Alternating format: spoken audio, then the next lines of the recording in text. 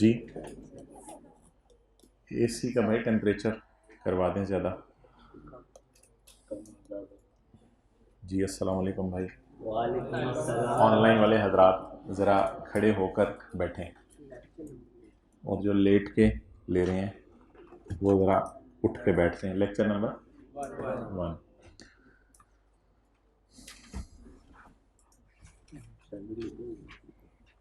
Standard लेके आए हुए हो? अच्छा।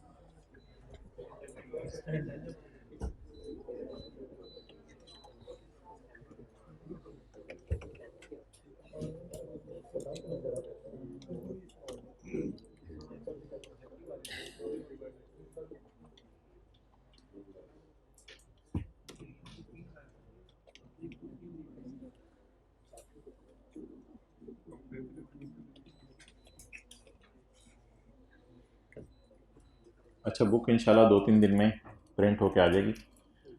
तो फ़िलहाल ऑनलाइन वालों के लिए नोट्स अपलोड कर दिए हैं। 2 नोट्स अपलोड हुए होंगे। एक नोट्स में हेडिंग होगी लेक्चर 1, यानी उसमें करवाया क्या है, और एक IS 38 के पूरे चैप्टर के नोट्स होंगे। तो ये दोनों आप हजरात जो है वो डाउनलोड कर लें किसी और डिवाइस के ऊपर। अच्छा जी, सिलेबस में जो स्टैंडर्ड्स हैं मोटे मोटे वो IS 38 डेट इज़ इंटेंजिबल्स, फिर एक IS 1037 है, फिर एक एग्रीकल्चर है IS 41 जिसको हम दूसरे नंबर पे करेंगे, फिर रेवेन्यू कैसे रिकॉर्ड करना है इसकी थोड़ी डिस्कशन है, फिर फाइनेंशियल इंस्ट्रूमेंट्स हैं, जैसे आप इन्वेस्टमेंट्स वगैरह किसी कंपनी में कर देते हैं, कोई शेयर ख़रीद लेते हैं। इसके बाद लीज़ है, मशहूर ज़माना जो टॉपिक है। जिस तरह डिप्रिसिएशन पे दिन लगते थे आपके FR 1 में, उस तरह लीज़ पे दिन लगेंगे इधर। फॉरेन करेंसी ट्रांजेक्शन्स हैं, अब आप लोग बाहर के मुल्क से भी चीज़ें ख़रीदते बेचते होंगे। चलो अच्छा हुआ।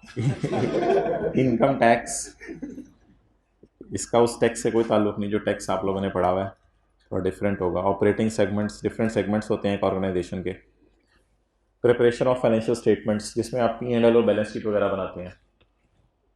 फिर कंसोलिडेशन एक मशहूर टॉपिक है, 2 कंपनीज़ को आपस में रिश्ता करवा देंगे हम, कंपनी ए और कंपनी बी का।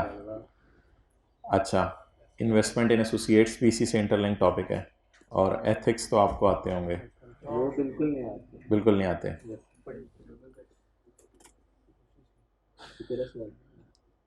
अच्छा, इसकी ग्रिड भी है लेकिन उसकी अभी डिस्कशन की ज़रूरत नहीं है।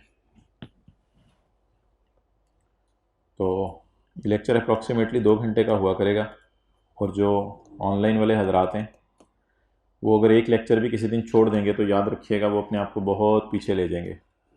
और आखिरी दिनों में जो ऑनलाइन वाले हजरात प्रेशर डालते हैं कि जल्दी सिलेबस ख़त्म करें, जल्दी सिलेबस ख़त्म करें, उसमें 90% वो लोग प्रेशर डाल रहे होते हैं जिनके लेक्चर पेंडिंग होते हैं।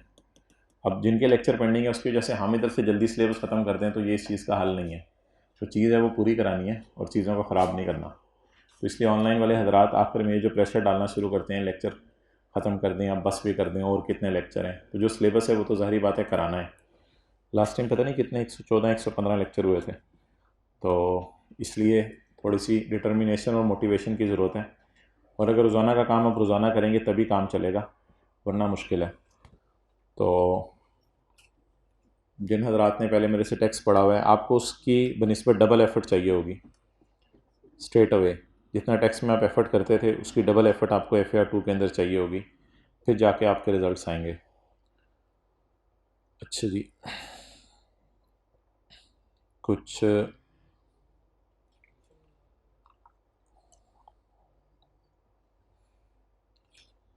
कैप की वेबसाइट पे एक मार्किंग स्कीम अपलोड होती है जो FAR 1 के अंदर शायद आपने कभी ज़िंदगी में देखी हो। तो इसमें डिफरेंट स्टेप्स के मार्क्स होते हैं। जैसे कोई टॉपिक है उसमें प्रॉपर्टी प्लांट एंड इक्विपमेंट की फ़िगर निकालनी है, उसमें ज़्यादा एडजस्टमेंट से इसने 2.5 मार्क्स रखे हुए हैं। फिर कोई लाइबिलिटीज़ कम होंगी, उसके 1.5 मार्क्स रखे हुए हैं। ये कोई चीज़ है कंसोलिडेटेड रिजर्व, इसमें ज़्यादा चीज़ें होंगी। तो गलती कैरी फॉरवर्ड नहीं होती। कोई आप अगर गलती कर देते हैं, जैसे कई जगहों पर डेप्शन का रेट होता है, वो आपने गलत लगा दिया, तो इसका मतलब है आगे सारी एंट्रीज आपकी गलत नहीं होंगी, सिर्फ जहाँ पे वो गलती हुई है उसी को वो कंसिडर करेगा। बाकी ये पिछली अटैम्प्ट के एग्जामिनर कमेंट्स होंगे, ऑटम 2022 ही बनती है। तो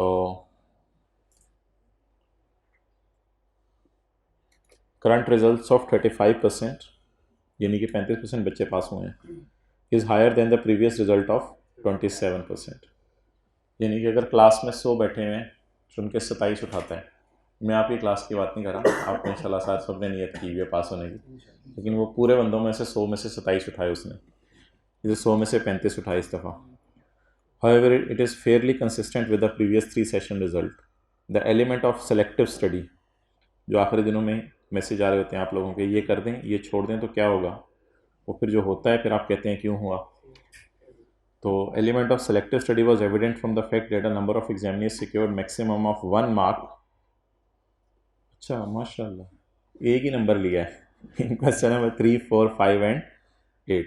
तीनों में से मैक्स नहीं, हर एक में एक एक नंबर लिया है। Whereas numerous other examiners secured full marks in these questions. और कुछ आपके साथ बैठे हुए वाले ऐसे भी थे या आप खुद ऐसे थे कि वो पूरे नंबर ले गया। Many examiners secured marks in 80s, 1980s, 80 से ऊपर भी बच्चों ने मार्क्स लिए हैं, एंड हाईएस्ट 93 तक भी कुछ ज़्यादा पहुंच गया। क्या इंसानी था। हाँ इंसानी था। Examiners generally secured good marks in 2 to 3 questions but failed to obtain reasonable marks in remaining question. Lack of practice, एक तो विटामिन की कमी होती है, एक प्रैक्टिस की कमी होती है, was evident in answer scripts as many examiners were found struggling to obtain easy marks available in the paper. Also workings were mostly haphazard, यानी वर्किंग आप करके रेफरेंस नहीं देते और एग्जामिनर को कहते हैं ढूंढो ये फिगर कहाँ से आई है।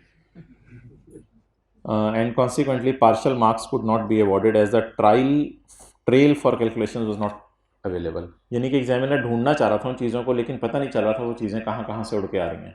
आप कैलकुलेटर पे ही प्लस माइनस करके उन चीज़ों को लिख रहे थे। अच्छा जी,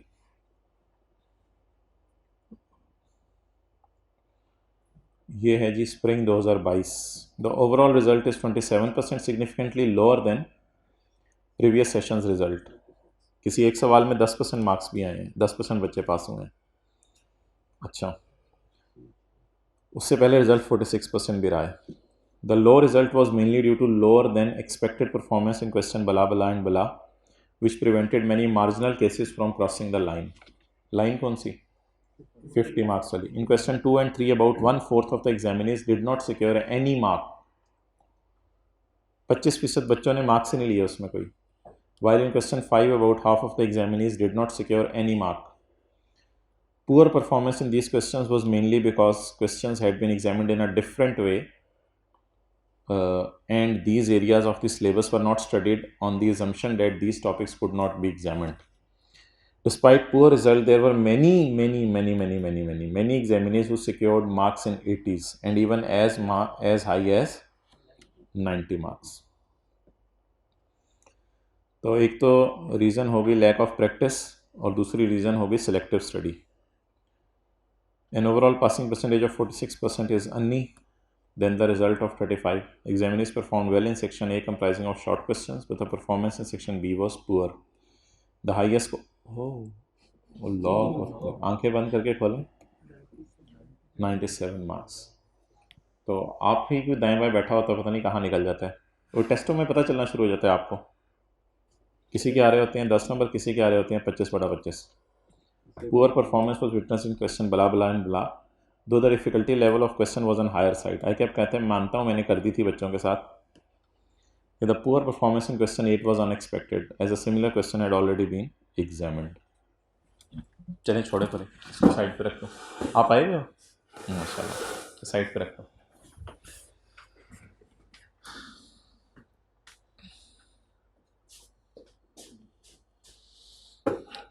भाई नोट्स बांट दो, उन क्लासेस में पढ़े हैं नोट्स? ठीक है, पॉज कर दो ज़रा, पॉज कर लोगे?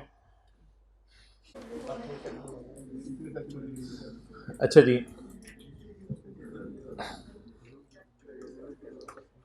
Let's start with IAS 38।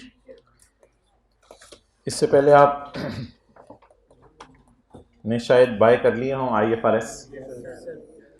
तो आज आपने स्टैंडर्ड ढूंढने हैं, उनको कपड़ा शपड़ा मारना है, उससे मट्टी झाड़नी है और मट्टी झाड़ कर आपने अच्छा बातें करनी है। पार्ट A2 को ढूंढना है। A1 या A2? A2। A1 में क्या है? A1 में क्या है? IFRS। और A2 में क्या है?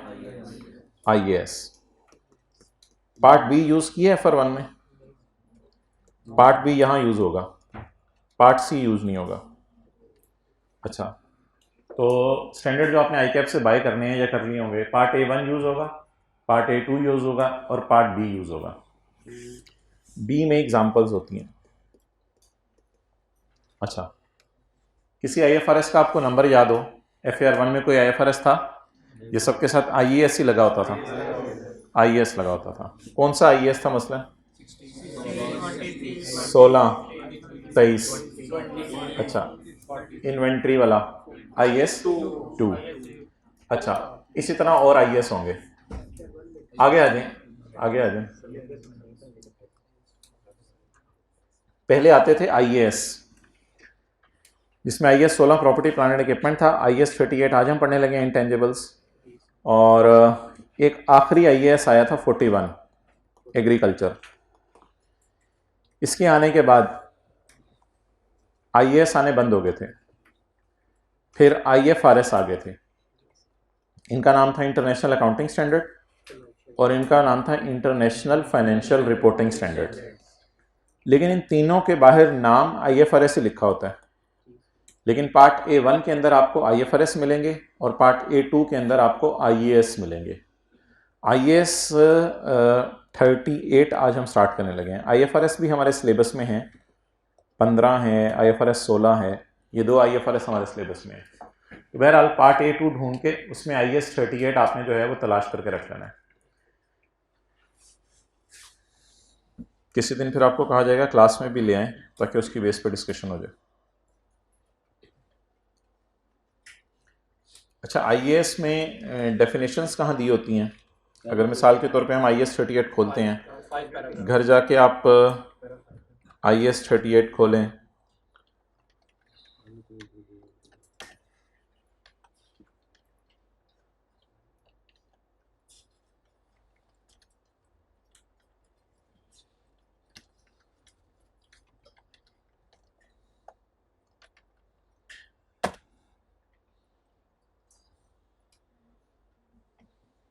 ये आपको मिलेगा IAS 38।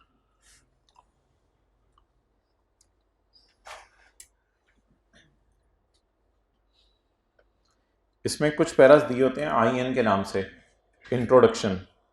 इनको आपने इग्नोर करना है।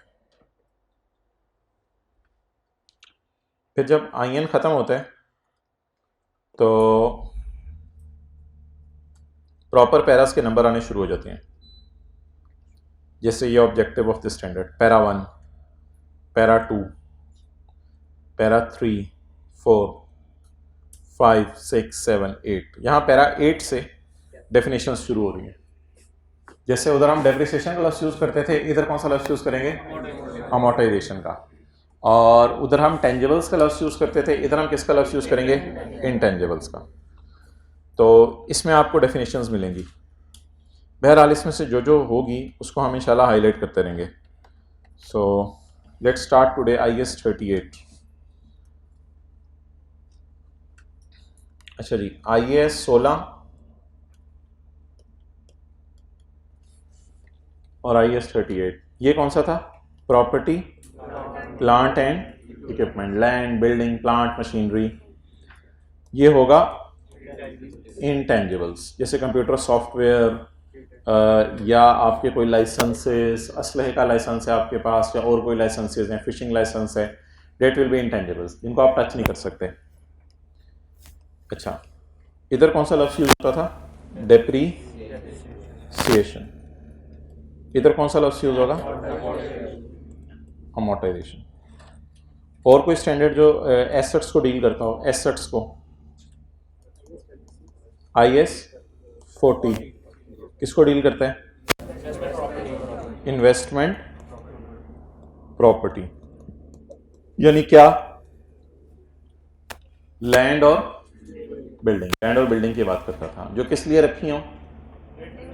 रेंटल के लिए रखी हो। लेकिन अगर लैंड एंड बिल्डिंग खुद यूज़ कर रहे हो तो प्रॉपर्टी प्लांट इक्विपमेंट। लेकिन अगर किराए पे देनी है या बेचनी है, इन्वेस्टमेंट प्रॉपर्टी। IS 41 agriculture. क्या किसी गाय के पास घर में गां हो सकती है? गाय, क्या किसी गाय के पास, जीजू भाई के पास घर में गाफ अलिफ वाली गाय हो सकती है घर में? तो अगर कोई बंदा गाय रखी हुई है और मोहल्ले में दूध बेचता है तो उसके जो गाय होगी वो गाय पीपी है, वो गाय पीपी है, प्रॉपर्टी प्लांट एंड इक्विपमेंट है। वो गाय इंटेंजेबल है, ना छुओ मुझे, वो इंटेंजेबल है, छुएबल नहीं है, छुएबल नहीं, छुएबल, छुएबल नहीं है, छुएबल है। You can touch the gum, you can check her teeth, okay, अगर वो बुरा ना बनाए तो यू कैन चेक हर दुम। अच्छा, तब वो टांग मार देगी। अच्छा, और कोई स्टैंडर्ड जो एसेट्स को डील करता हो? IS 2 किसको डील करेगा? इन्वेंट्रीज को डील करेगा। और कोई स्टैंडर्ड? IFRS 9 एक है, IFRS 9, ये डील करेगा फाइनेंशियल इंस्ट्रूमेंट्स को। किसको?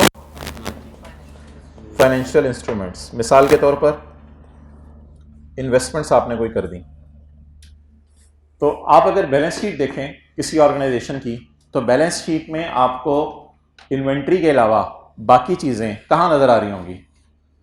नॉन करंट एसेट्स में। नॉन करंट एसेट्स में क्या नज़र आ रहा होगा? PP, intangibles, investment property, agricultural, और उसके बाद फाइनेंशियल इंस्ट्रूमेंट्स। अच्छा जी, अब ऑर्गेनाइजेशंस के अंदर इंटेंजिबल्स की क्या अहमियत है और ऑर्गेनाइजेशंस की फाइनेंशियल स्टेटमेंट्स के अंदर आपको इंटेंजिबल्स जो है वो मिलते हैं, वो किस वैल्यू के हैं और उसकी अकाउंटिंग करना क्यों ज़रूरी है? IS 16 के काफ़ी अरसे बाद क्या आया था? IS 38, क्योंकि स्टैंडर्ड तरतीब से आए थे। तो जब IS 16 आया तो लोगों ने कहा प्रॉपर्टी प्लांट एंड इक्विपमेंट की तो ट्रीटमेंट बताई हुई है, लेकिन इंटेंजिबल्स की ट्रीटमेंट कहीं नहीं बताई हुई। तो इंटेंजिबल्स की ट्रीटमेंट के लिए कौन सा स्टैंडर्ड लाना पड़ा? IS 38। और IS 38 के बाद कहीं जाके मज और गां की बात हुई।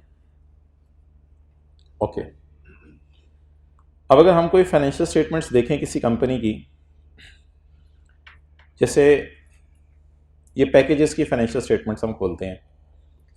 पैकेजेस एक कंपनी है पाकिस्तान में, इसकी फाइनेंशियल स्टेटमेंट्स में देखते हैं कि बैलेंस शीट में कौन से नॉन करंट एसेट्स आ रहे हैं। पैकेजेस लिमिटेड, आंखों को ऐसे ऐसे करो फिर सही नजर आने लग जाएगा। करते रहो, जब सही होगा मैं बताऊंगा।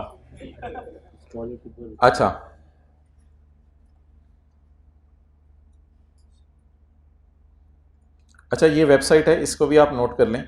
इसके ऊपर हमारे डेली के नोट्स अपलोड हो जाया करेंगे, यानी जो आज क्लास में पढ़ा है वो यहाँ पे अपलोड हो जाया करेगा। ऑनलाइन वालों को तो पोर्टल के ऊपर ही अपलोड हो जाएगा,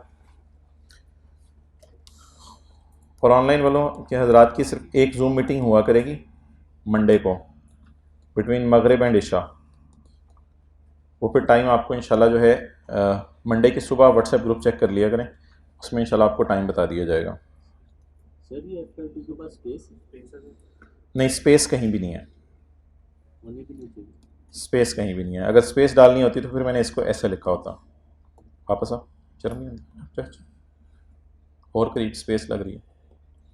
साथ साथ बहरहाल ये F स्मॉल है और ये F कैपिटल है। ओके, लेकिन अभी इस वेबसाइट को ना देखिएगा, अभी मैं जाके इसको पिछला मटेरियल इस पर डिलीट नहीं किया, वो कर दूंगा, फिर आप देखिएगा। अच्छा जी, ये जो स्टेटमेंट ऑफ फाइनेंशियल पोजीशन है एज एट 31 दिसंबर 2019, इसमें जो नॉन करंट एसेट्स आ रहे हैं, प्रॉपर्टी प्लांट एंड इक्विपमेंट, ये इनकी कोई लैंड बिल्डिंग होगी। इसके बाद क्या आ रहा है? राइट ऑफ यूज़, ये हम लीज में पढ़ेंगे। उसके बाद क्या आ रही है जी? उसके बाद इंटेंजिबल्स, उसके बाद इन्वेस्टमेंट्स। आगे बढ़ने की जरूरत नहीं। हम बताएं हम कौन सा शुरू करने लगे हैं आज? इंटेंजिबल्स शुरू करने लगे हैं। इंटेंजिबल्स शुरू करने लगे हैं। इसके इंटेंजिबल्स कितने के हैं? 65 1000 के नहीं, 65,000 रुपये के नहीं, कंपनी है भाईजानपुरी। ऊपर रुपीज़ इन क्या लिखा हुआ है, तो 65 मिलियन के हैं। तो पाकिस्तानी उसमें आप क्या कहेंगे इसको, इकाई दहाई सैकड़ा, हज़ार, 10,000, लाख, 10 लाख, करोड़, इस तरह बोलते हैं आप लोग? अच्छा नहीं, यूनिट। तो 6 करोड़ रुपए के तकरीबन इसके इंटेंजिबल्स हैं। इसलिए इंटेंजिबल्स की अकाउंटिंग बहुत इंपॉर्टेंट है, जिस एतबार से हमें आइडिया हो जाएगा कि इंटेंजिबल्स हर ऑर्गेनाइजेशन के अंदर एक बहुत मेजर चीज़ होती है, जिसको हमने जो है वो सही तरीके से अगर ट्रीट ना किया तो यूज़र्स को फिर प्रॉपर इंफॉर्मेशन नहीं मिलती। अच्छा, ABCDFGHIJK, वेयर इज के? ये कीनिया की कंपनी है, उसकी फाइनेंशियल स्टेटमेंट्स हैं। ओहो, चलें ये फिर देख लेंगे। हो गया।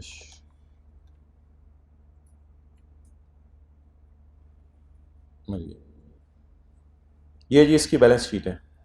बैलेंस शीट में इसके भी नॉन करंट एसेट्स आ रहे हैं। क्या क्या आ रहा है जी?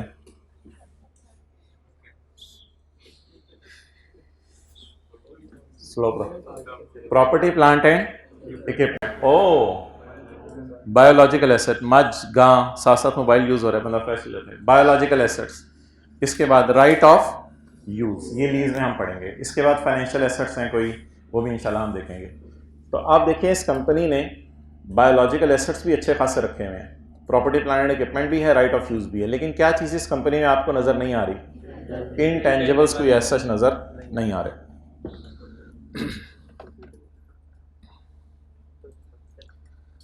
नेक्स्ट जी,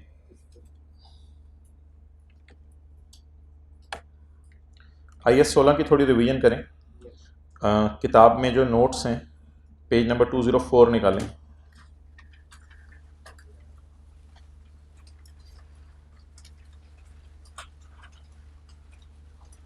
अच्छा, 204।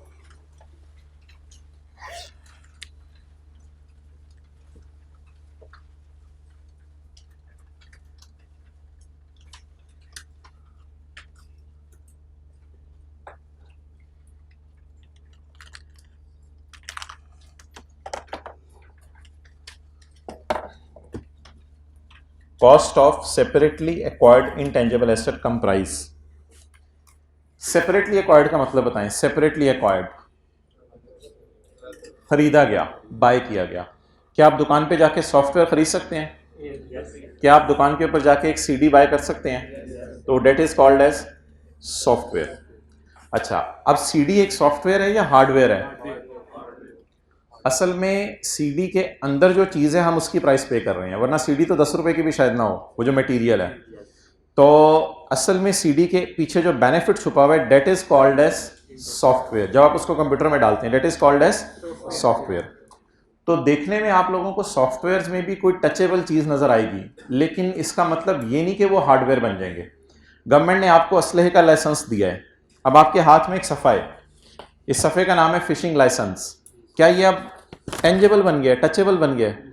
नहीं नहीं नहीं, असल में वो सफ़ा कुछ नहीं है, बल्कि उस सफ़े के पीछे छुपा हुआ जो राइट है उसकी आप प्राइस पे कर रहे हैं या कागज़ के टुकड़े की प्राइस पे कर रहे हैं? तो असल में कागज़ का टुकड़ा अगर आप लें गवर्नमेंट से, जिसमें गवर्नमेंट आपको ऑथराइज कर दे कि आप फलां इलाके में जाके फिशिंग कर सकते हैं, तो क्या वो कागज़ का टुकड़ा टच होने की वजह से टेंजेबल बन जाएगा या वो स्टिल इनटेंजेबल रहेगा? तो देखने में कभी कभी आपको लगेगा कि इनटेंजेबल्स वाली चीज़ें टचेबल हैं, but these are not touchable. उस कागज़ का टुकड़ा तो 1 रुपए का आपको कहीं से मिल जाएगा, उसके पीछे जो पावर छुपी हुई है, जो साइन हुआ हुआ है, उसके पीछे जो पावर है, उसके आप पैसे पे कर रहे हैं। इसी तरह अगर आप CD बाय करते हैं तो CD तो 10 रुपये 20 रुपए की आपको मिल जाएगी, लेकिन आप जो है वो 10,000 रुपया दे के क्यों खरीद रहे हैं? क्योंकि इसके अंदर CD में जो गेम है या CD के अंदर जो सॉफ्टवेयर है, असल में आप किसकी प्राइस पे कर रहे हैं? उसकी प्राइस पे कर रहे हैं या CD की प्राइस पे कर रहे हैं? उसकी प्राइस पे कर रहे हैं। तो what is called as separately acquired intangible? Bought. Separately acquired intangible क्या होते हैं? बॉट। कल हम पढ़ेंगे इंटरनली जनरेटेड इंटेंजिबल। क्या पढ़ेंगे? क्या सॉफ्टवेयर इंटरनली जनरेट हो सकता है? फूड पैंडा से आप खाना मंगवाते हैं तो वो पका पकाया खाना है, तो वो आपने सेपरेटली एक्वायर किया है, आपने खरीदा है। लेकिन अगर आप उसकी जगह किसी दुकान से ऑर्डर कर दें आलू टमाटर प्याज और फिर खाना पकाएं, तो वो खाना सेपरेटली एक्वायर हुआ है या आपने इंटरनली जनरेट किया है? आज हम किन इंटेंजिबल्स की बात कर रहे हैं, जिनको हम खुद बना रहे हैं या जो बने बनाए खरीद रहे हैं? The cost of separately acquired, अलग से खरीदे जा रहे हैं इंटेंजिबल, कंप्राइज। अब ये आगे IAS 16 वाली चीजें जो आपने पढ़ी हुई हैं, वन बाय वन पढ़ना शुरू कर दें। परचेज प्राइस क्या होगी? एसेट की कॉस्ट का पार्ट बनेगी। नंबर 2, क्या एसेट की कॉस्ट का पार्ट बनेगा? इंपोर्ट ड्यूटीज, इंपोर्ट करने का जो भी खर्चा आएगा। Next, non refundable purchase taxes, non refundable purchase taxes after deducting trade discount and rebates. अच्छा जी, आपने एक सॉफ्टवेयर है, वो बाहर के मुल्क से मंगवाया, तो आपने बाय किया उसको 70 मिलियन में। आपने कस्टम ड्यूटी, कस्टम लिखा हुआ था, क्या लिखा हुआ था? इंपोर्ट ड्यूटी लफ्ज़ लिखा हुआ था, इंपोर्ट ड्यूटी। आपने एक सॉफ्टवेयर बाय किया, उसके 70 पे किए, आपने इंपोर्ट ड्यूटी उसकी पे की 10, फिर आपने जो है वो उसका कोई नॉन रिफंडेबल टैक्स पे किया, नॉन रिफंडेबल टैक्स 3 रुपए, फिर आपने कोई रिफंडेबल टैक्स पे किया 2 रुपए। अब सवाल यह है कि what will be the journal entry, इसके खरीदने की जर्नल एंट्री क्या होगी? जी, कैश की फिगर निकलवाएं। 80 कैश आपकी जेब से कैश कितना गया? 85। अच्छा, अब आपने डेबिट करना है। डेबिट किसको करना है आपने? कैसे? 70 रुपए को एसेट की कॉस्ट में डालूं, इसको क्या कहते हैं इंग्लिश में? The cost is capitalised. 10 रुपए को कैपिटलाइज कर दूं, 3 रुपए को कैपिटलाइज कर दूं, टोटल 83। एंट्री टैली कर रही है नहीं? बैलेंसिंग फिगर कहां डालूं? 2 रुपए वाली रिसीवेबल में डालूं या एक्सपेंस में डालूं? रिसीवेबल में डालूं, एक्सपेंस में डालूं? रिफंडेबल, रिसीवेबल, गवर्नमेंट ये हमें टैक्स वापस कर देगी। जब हम सॉफ्टवेयर को इंस्टॉल करके हुकूमत को दिखाएंगे, हुकूमत बड़ी खुश होगी, यार आपने तो जैसे वादा किया था वैसे सॉफ्टवेयर को इस्तेमाल करने लगे, ये हमसे टैक्स आके वापस ले लो। तो रिसीवेबल बुक करें गवर्नमेंट से या खर्चों को रिकॉर्ड करें? रिसीवेबल। कितने से? 200। चलें, बैलेंस शीट में अब इंटेंजिबल कितने पे नजर आएगा? 83 पे। तो ये वाली कॉस्ट क्या हो गई बोले? और ये वाली कॉस्ट प्लस बोले एक्सपेंस आउट नहीं, ये वाली कॉस्ट कैपिटलाइज होगी और ये एक्सपेंस आउट नहीं हुई। एक्सपेंस आउट होने की बजाय ये कहां चलेगी? रिसीवेबल का पार्ट बन गया। अब इंटेंजिबल बैलेंस शीट में कहां नजर आएगा? नॉन करंट एसेट्स में। और रिसीवेबल बैलेंस शीट में कहां नजर आएगा? Current assets. जल्दी जल्दी,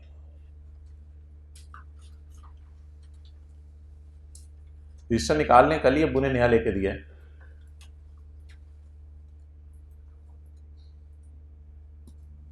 कितने लोग कल बाजार में जाके नए रजिस्टर खरीदने गए थे? अच्छा, कितने लोग आईकेएफ से निकलते ही पेपर देने के बाद ही रजिस्टर खरीदने चले गए थे? कितनी भी जल्दी ना किया करें, बहुत जज्बाती लोग हैं आप।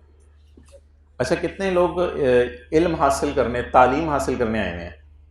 ज़बरदस्त। इन लोगों ने फिर ये किया होगा मेरे ख्याल से, जो चीज़ें टीचर ने कटवा दी थी कि आउट ऑफ सिलेबस है, वो जाके पढ़ी होंगी इन दिनों में। हाथ खड़ा करें। आपने पढ़ी? लगता नहीं, वैसे खड़े हो गए, खड़े हो जरा। क्या चीज़ कटवाई थी? हाँ, फिर किसने? सुरमैर ने कटवाया था। क्या? कैश फ्लो का? ठीक है, तो आपने वो इन दिनों में सीखा? समझाओ। वो कह रहे हैं टॉपिक ही और था। बैठ जाओ, अल्लाह आपके भाग लगाए।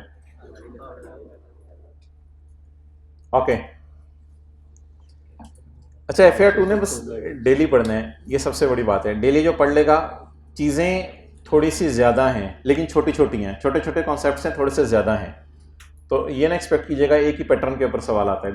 टेस्ट में भी डिफरेंट पैटर्न पे सवाल आ सकते हैं, जो मैं सवाल कर रहे होंगे वो कुछ और होंगे, टेस्ट में कुछ और आ जाएगा। इसका मतलब ये होगा कि आप में वो स्किल डेवलप करने की कोशिश की जा रही है, तो इसलिए स्टे ट्यून्ड। और पेपर में बड़ा इजीली, कहते हैं R1 में मेरे साथ हो चुका है, अच्छा, तो पेपर में बड़ा इजीली जो है वो आप 50 नंबर ढूंढ सकते हैं, बड़ा इजीली बंदा होना चाहिए। परचेज प्राइस एसेट की कॉस्ट का पार्ट बनेगी, इंपोर्ट ड्यूटीज एसेट की कॉस्ट का पार्ट बनेगी, नॉन रिफंडेबल टैक्सेस एसेट की कॉस्ट का पार्ट बनेंगे। इसका मतलब है कौन से एसेट की कॉस्ट का पार्ट नहीं बनेंगे, refundable taxes, after deducting trade discount and rebate. दुकानदार ने अगर डिस्काउंट दे दिया उसको आप माइनस कर देंगे। आगे क्या लिखा हुआ है, any directly attributable cost of preparing the asset for its intended use. तो मिसाल के तौर पे इसमें आप इंस्टॉलेशन लिख सकते हैं, इंस्टॉलेशन, तो directly attributable cost of preparing the asset for its intended use, क्या जो सोचा हुआ है आपने इसका यूज, तो उसको आपको इंस्टॉल वगैरह कराना पड़ा तो ये भी एसेट की कॉस्ट का पार्ट बनेगा। अच्छा, एग्जांपल्स क्या हैं डायरेक्टली एट्रीब्यूटेबल कॉस्ट की, एग्जांपल्स क्या हैं, cost of employee benefits arising directly from bringing the asset to its working condition.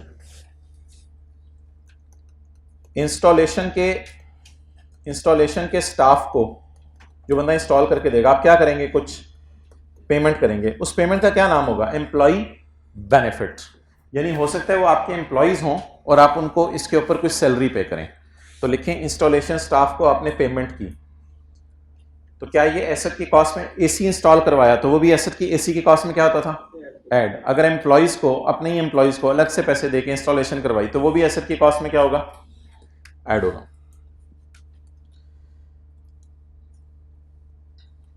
Professional fees arising directly from bringing the asset into its working condition. किसी expert को आपने payment की कि यार इस सॉफ्टवेयर में एक दो चीज़ें ज़रा चेंज कर दो ताकि हमारे सिस्टम से कंपैटिबल हो जाए, तो किसी एक्सपर्ट को आपने पेमेंट की, उसके लिए प्रोफेशनल फीस पे की। टेस्टिंग कॉस्ट को क्या करते हैं, एसेट की कॉस्ट में ऐड करना है या नहीं करना, करना है, क्योंकि ये सारी किसकी मिसालें हैं, क्या चीज़, हाँ हाँ वो तो मैं बता रहा हूँ, टेस्टिंग की कॉस्ट को एसेट की कॉस्ट में क्या करना है, ऐड करना है, whether the asset is functioning properly, कि एसेट प्रॉपरली फंक्शन कर रहा है या नहीं। अब ये कुछ हजरात IAS 16 का एक कॉन्सेप्ट ले आए हैं, वो कह रहे हैं नेट ऑफ सैंपल्स, इससे कोई सैंपल बनाए तो उनको नेट कर दें।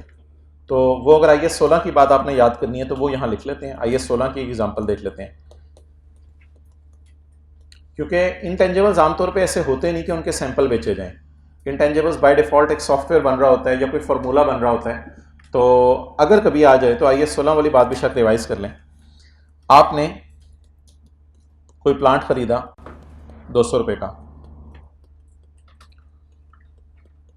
इस पर टेस्टिंग कॉस्ट आपने इनकर की 30 की,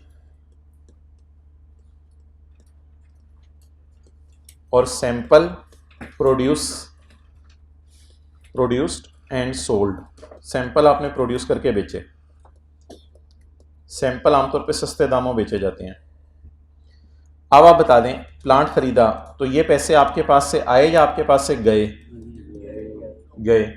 टेस्टिंग कॉस्ट क्या है, आपने कुछ स्टाफ को, एक्सपर्ट्स को पैसे दिए कि इसको टेस्ट करो, ये पैसे भी आपके पास से गए, या फिर टेस्टिंग में आपने कोई मटेरियल यूज़ किया होगा, कोई लेबर यूज़ की होगी, और सैंपल प्रोड्यूस किए और प्रोड्यूस करके बेचे, तो ये आउटफ्लो होगा, इनफ्लो, इनफ्लो। अब आप मुझे बता दें सारी बहस के बाद कि हम एसेट की कॉस्ट में क्या डालेंगे, प्लांट की कॉस्ट 200, सैंपल में, सैंपल बनाने पे खर्चा कितना आया 30 का, टेस्टिंग कॉस्ट जिसे मैं कह रहा हूं,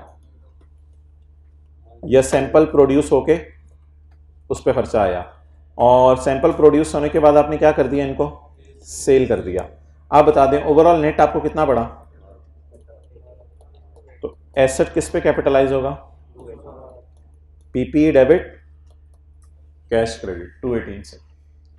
तो सैंपल बनाने की कॉस्ट ऐड होगी और सैंपल बेचने के जो पैसे आए वो लेस होंगे।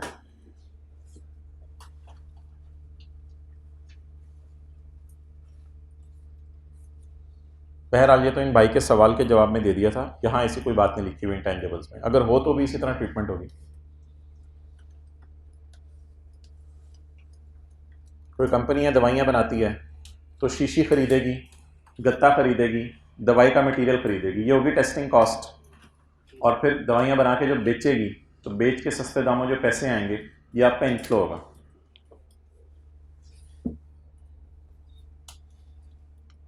ओके नेक्स्ट,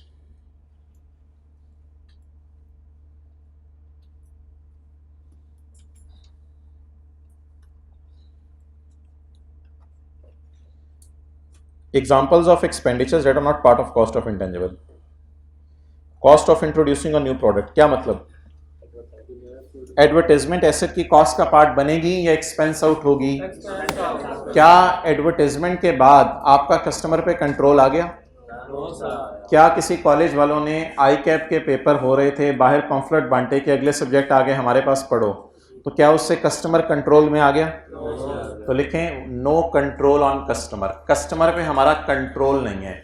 इस वजह से एडवर्टाइजमेंट को हम कहाँ डालते हैं? एक्सपेंस में।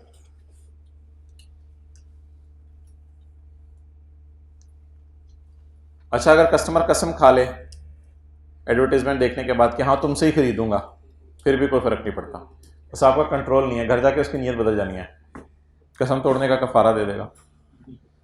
आगे चलें, थोड़े थोड़े मसाइल सीख रहे हो आप, मुझे लगता है आजकल। Point number B, cost of conducting business in new location और with a new class of customer. Example given, staff training. आपने किसी नई जगह के ऊपर अपनी ब्रांच ओपन की बिजनेस की, मिसाल के तौर पे कॉलेज वालों ने पेशावर के अंदर कोई कैंपस ओपन किया, तो टीचरों को पश्तो सिखाई। अब जो टीचरों को पश्तो सिखाई तो that is called as cost of staff training. Admission office वालों को पश्तो सिखाई, that is called as cost of staff training. तो न्यू लोकेशन पे बिजनेस करने की वजह से जो स्टाफ को ट्रेनिंग करनी पड़ती है वो कॉस्ट भी कैपिटलाइज नहीं होगी।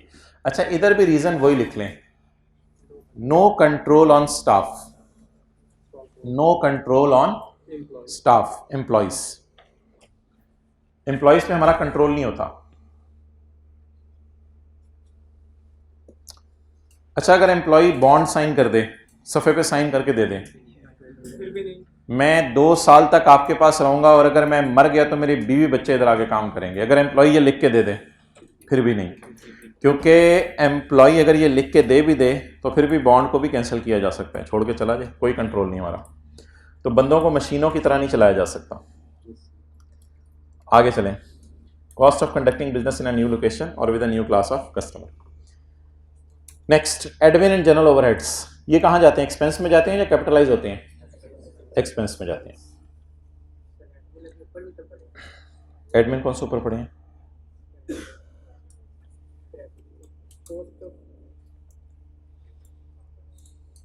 अच्छा जी, आगे चलें। हाँ, स्पेशली अगर आपने एम्प्लॉय को किसी काम के ऊपर लगाया है और वो एक्स्ट्रा एफर्ट करे तो वो एम्प्लॉय बेनिफिट फिर आप ऐड कर दें एसेट की कॉस्ट में। हाँ, इंक्रीमेंटल एक्स्ट्रा वाला ऐड कर दें। ओके,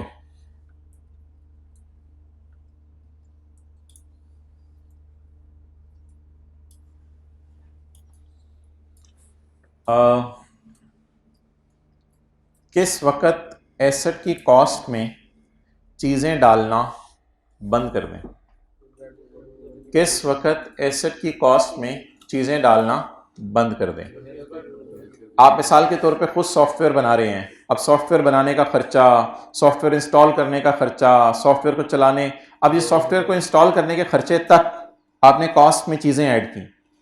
अब बाद में आपने कहा कि मैंने इस कंप्यूटर से अनइंस्टॉल करके दूसरे कंप्यूटर पे लगाना है, तो it is called as redeploying an intangible. तो इसको फिर आप एसेट की कॉस्ट का पार्ट नहीं बनाएंगे, इसको एसेट की कॉस्ट का पार्ट नहीं बनाएंगे। या आपने अपनी कुर्सियां एक कैंपस से दूसरे कैंपस में जाके इंस्टॉल करवा दी, इसको भी आप एसेट की कॉस्ट का पार्ट नहीं बनाएंगे, क्योंकि वो ऑलरेडी काबिल इस्तेमाल हालत में है। आपका अब ये अपना मैनेजमेंट डिसीजन है कि आप चेंज कर रहे हैं। तो रिकॉग्निशन ऑफ कॉस्ट्स, कॉस्ट का रिकॉर्ड करना, ये बातें याद करनी है या स्टैंडर्ड में लिखी नहीं है? स्टैंडर्ड में लिखी हुई है। Recognition of cost in carrying amount of intangible ceases, cost को ऐड करना क्या कर दें? बंद कर दें। When the asset is in the condition necessary for it to be capable of operating in the manner intended by management. Therefore cost incurred in using intangible में क्या कॉस्ट हो सकती हैं? कोई हल्की फुल्की कोई प्रोग्रामिंग का मसला था वो आपने सही करवा लिया, या कोई क्लॉज फिशिंग एग्रीमेंट में सही नहीं डली हुई थी वो उसको आपने जाके सही करवा लिया। तो चलते फिरते इंटेंजिबल्स में आमतौर पे यूज के दौरान इतनी ज्यादा प्रोग्रामिंग चेंज होती नहीं, लेकिन अगर हो जाए तो उसको आपने एक्सपेंस में डालना है या कैपिटलाइज करना है, उसकी हम एक्सेप्शन भी पढ़ेंगे, कोई एक्स्ट्रा बेनिफिट्स आने हों और वो बहस अलग है, वो बाद में करेंगे। और रीडिप्लॉइंग, एक जगह से दूसरी जगह इंटेंजिबल शिफ्ट कर दिया, इसके ऊपर भी एसेट की कॉस्ट में add. And initial operating losses are not included in the carrying amount of that asset, और इनिशियल ऑपरेटिंग लॉसेस भी एसेट की कॉस्ट में ऐड नहीं करने। इनिशियल ऑपरेटिंग लॉसेस क्या होते हैं? रीडिप्लॉइंग तो शिफ्टिंग होगी ना। इनिशियल ऑपरेटिंग लॉसेस क्या होते हैं?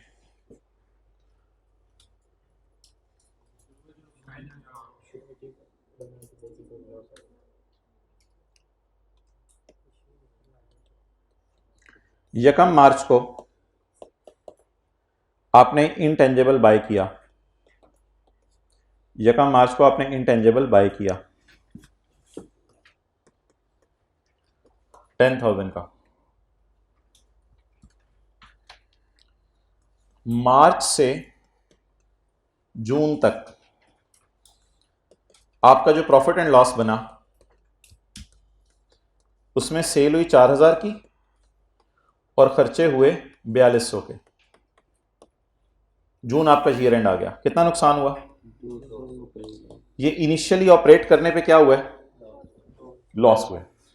इस लॉस को एसेट की कॉस्ट में ऐड करेंगे या एसेट की कॉस्ट से इसका ताल्लुक नहीं है? एसेट की कॉस्ट से इसका ताल्लुक नहीं है। व्हाट विल बी, अगर मैं आंसर की तरफ मूव करूं तो बैलेंस शीट में मेरा एसेट इंटेंजिबल, अगर मैं अमोर्टाइज फिलहाल नहीं कर रहा तो कितने का नजर आएगा इंटेंजिबल? 10,000 का या 10,200 का?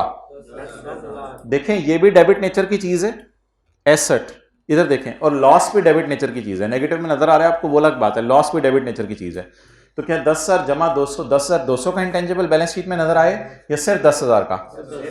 तो एसेट को अगर आप इंस्टॉल करें और इंस्टॉल करने के बाद इनिशियल ईयर्स में आपको एसेट इंटेंजिबल, मिसाल के तौर पे आपने एक फॉर्मूला बनाया है, उस फॉर्मूले से आप जो है वो बॉटल्स बना के बेच रहे हैं। अब बॉटल्स बिकनी 4,000 की और बॉटल्स बनाने पे खर्चा आया था 4200, तो क्या ये एसेट की कॉस्ट का पार्ट बनेगा या ये रिटेन्ड अर्निंग को लेस कर देगा?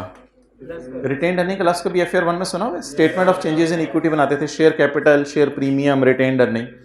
तो क्या आपकी अर्निंग कम हो गई है इसकी वजह से या आपके एसेट बढ़ गए हैं? बोले बोले अर्निंग। तो is it a decrease in earning और is it a part of cost of asset? तो ये सिंपल सा कॉन्सेप्ट है, नोट कर लें। इनिशियल ऑपरेटिंग लॉसेस को एसेट की कॉस्ट का पार्ट नहीं बनाया जाता।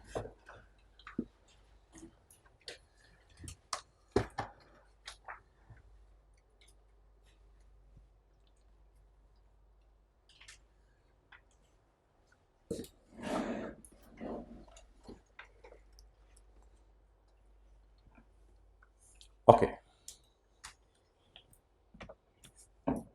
ठीक है जी, अब ये डिस्कशन ओवर होगी। अब हम एक न्यूमेरिकल करने लगे हैं शुरुआत।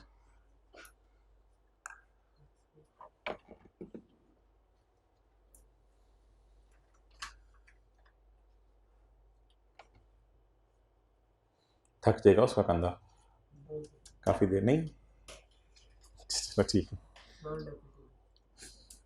लेकिन इम्पेयर तो हो सकता है। अच्छा चलें जी आगे।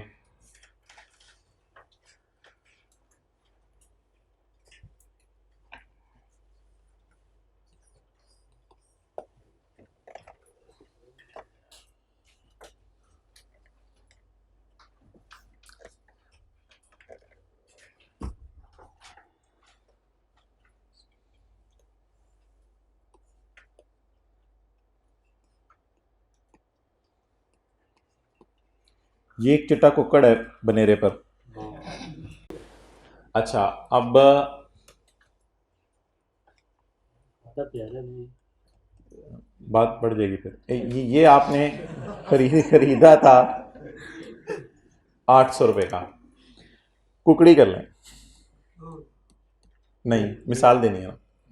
तो ये आपने खरीदी थी, खरीदा था, खरीदी थी ये आपने खरीदी थी 800 रुपये की। फिलहाल डेप्रिसिएशन वगैरह सब छोड़ दें, ये तो बायोलॉजिकल एसेट है, सिर्फ समझने के लिए मिसाल दे रहा हूँ। इससे आप कैसे कैसे फ़ायदा ले सकते हैं? सवारी का फ़ायदा ले सकते हैं। अच्छा, इससे दो फ़ायदे बताएं, किस तरीके से फ़ायदा ले सकते हैं? एक, आप इसको आज बेच दें, या फिर आप इसको पालें। पालेंगे तो क्या आएंगे? ये तो काले कौन से अंडे होते हैं? काले तो नहीं होते। अच्छा, अगर आप इसको पालेंगे तो क्या आएंगे? अंडे आएंगे। और अगर आप इसको बेचेंगे तो मुर्गी जाएगी और पैसे आ जाएंगे। अब आप ये कैसे डिसीजन लेते हैं कि मैंने इसको बेचना है या मैंने इसको पालना है? ये देखते हैं कि मुर्गी से हम पूछते हैं फ्यूचर में मैक्सिमम तुम कितने दे दोगी अंडे, यही पूछते हैं ना, कि फ्यूचर में मैक्सिमम अंदाजा लगाते हैं ना, साल, 2 साल, 3 साल, 4 साल तक ये अंडे देती रहेगी। और फिर अंडों को जो बेच के पैसे आएंगे उसकी प्रेजेंट वैल्यू। भाई सासा सीए कर रहा है, ये कौन सा वाला सीए कर रहे हो? इधर देखो। असल में जब आप जरा इतना अटेंटिव हो जाते हैं ना तो मोबाइल यूज हो रहा होता है। अच्छा, तो ये क्या बात हो रही है सारी? कौन से कॉन्सेप्ट की डिस्कशन हो रही है? 36 सर। इम्पेयरमेंट। ये किसकी डिस्कशन हो रही है? इम्पेयरमेंट। बुक्स में कितने का पड़ा हुआ है? 800 का। अगर मैं इसको बेच दूं तो fair value minus cost to sell type को फिक्रा बोला जाता था। अगर मैं इसको बेच दूं तो मुझे 700 देके जाएगा, और अगर मैं इसको पालूं तो मुझे इसको नहीं चारा नहीं दाने, तो मुझे इसको दाने खिलाने पड़ेंगे। दूध तो नहीं पिलाना पड़ेगा बादाम डाल के, तो मुझे इसको जो है वो कुछ ना कुछ खिलाना पड़ेगा। तो कोई ना कोई मेरा आउटफ्लो भी होगा, लेकिन अंडे आएंगे तो मेरा इनफ्लो भी होगा। तो फर्ज करें ये 900 है। आप बताएं आपको क्या बेहतर लग रहा है कि मैं इसको बेचूं या पालूं? पालूंगा तो कितने आएंगे? 900। बेचूंगा तो क्या बेहतर है? इसका नाम क्या रखते थे? Fair value minus cost to sell. इसका नाम वैल्यू इन यूज। इन दोनों में से हायर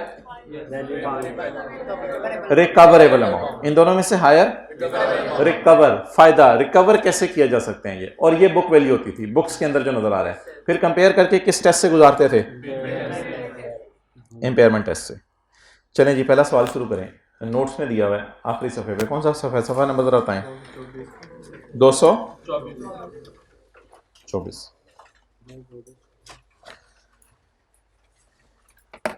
ये 2 दिन तक आपको नोट्स दिए जाएंगे, फिर उसके बाद बुक आ जाएगी। अ कंपनी परचेज्ड अ बस कॉस्टिंग ₹500। कंपनी की बस हो गई? नहीं, कंपनी की बस नहीं हुई, कंपनी ने बस खरीदी। ऑन यकम जनवरी 2007 वाले को ढूंढने नहीं मिलेंगे उसे। यकम जनवरी 13 को। इसकी यूजफुल लाइफ कितनी है? Following information is available. ये तो फर्दर इंफॉर्मेशन है, छोड़े परे, यही तो पढ़नी है। ऑन 31 दिसंबर 2015, कितने साल बाद?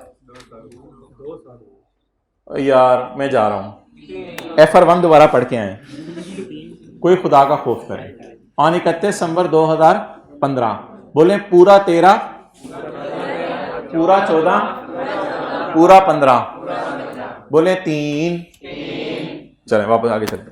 3 साल बाद एक कंपेटिटर मार्केट में आ गया। मिसाल के तौर पे हम थे न्यू खान, ओल्ड खान नहीं, हम थे न्यू खान, और कंपेटिटर आ गया यू टोंग, तुम्हारी टांग। यू टोंग कंपेटिटर आ गया है ना, लाल कलर की होती है, अंदर से ग्रे सीटें। On 31 December 15 Yutong came in market, so we decided to check our bus. तो हमने सोचा अपनी मुर्गी को हिला के चेक करें फॉर इंपेयरमेंट टेस्ट। ऑन 31 दिसंबर, अच्छा पहले मुझे बता दें कि बस की बीवी होती है बुक वैल्यू? बस की सीए भी होती है कैरिंग अमाउंट, तो बीवी और सीए एक ही चीज है। अच्छा दोनों ही मुश्किल है, हाँ दो भी। मैं बुक वैल्यू और कैरिंग अमाउंट की बात कर रहा हूं, आप किसकी बात कर रहे हो? आप इसी। अच्छा तो दोनों मुश्किल क्यों है? कॉस्ट माइनस से कम रिडक्शन। ये इंपेयरमेंट टेस्ट परफॉर्म होने लगा है किस दिन?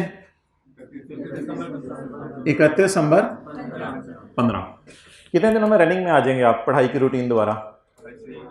आज से रनिंग में गरारियां सेट करा ली हैं सारी अपनी, मोबाइल फारग कर दी हैं।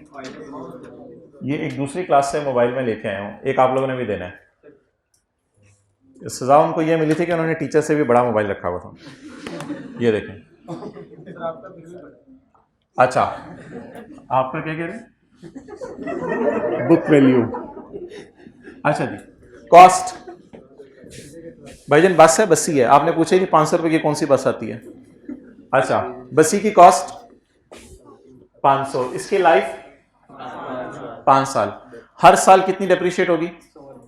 100 रुपए। तो 500 डिवाइड बाय 5 100, तो कितने साल डेप्रिशिएट हो चुकी है? पूरा 13, पूरा 14, पूरा 15। कॉस्ट बोले 500।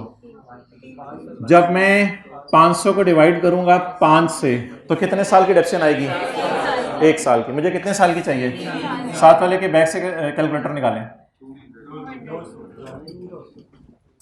200। मुझे बता दें इस बस की बीवी कितनी है? 200। किस दिन? 31 दिसंबर 15। इसको किससे कंपेयर करूं?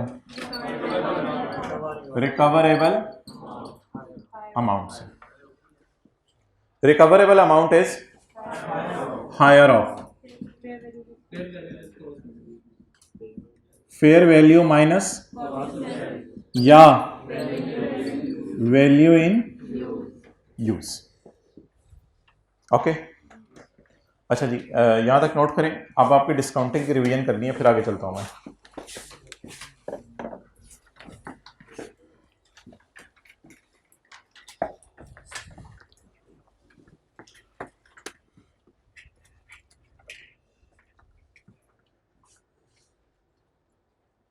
पुत्र ये कब से मसला नोट ना करने वाला?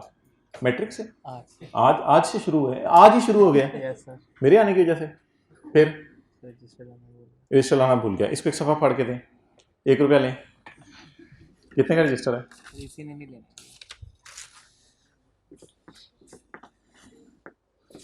कैसा है फरमान का पेपर हुआ था? बेहतरीन सर। जबरदस्त माशाल्लाह। आप भी देखे आए हो?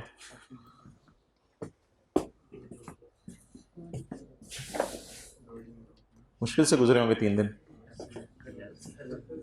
अच्छा जी घर वालों के कोई काम का काम कर लेते। अच्छा जी अब मोहतरम जरा डिस्काउंटिंग की रिवीजन कर लेते हैं, इससे हट के कहीं। अगर हमारी डिस्कशन के दरमियान कोई और डिस्कशन चले तो रजिस्टर में उसको डब्बे में ले लिया करें। डब्बे में डब्बा, डब्बे में आपके साथ वाला करोड़ों में एक। मुस्कुराते हैं उसको देख के।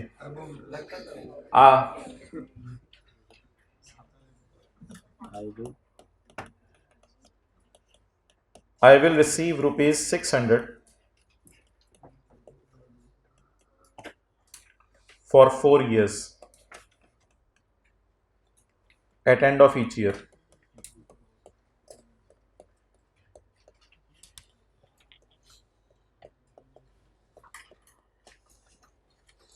I will receive rupees 600 for 4 years at end of each year. हर साल के एंड पे 600 मिलना है या 4 सालों बाद एक दफा 600 मिलना है?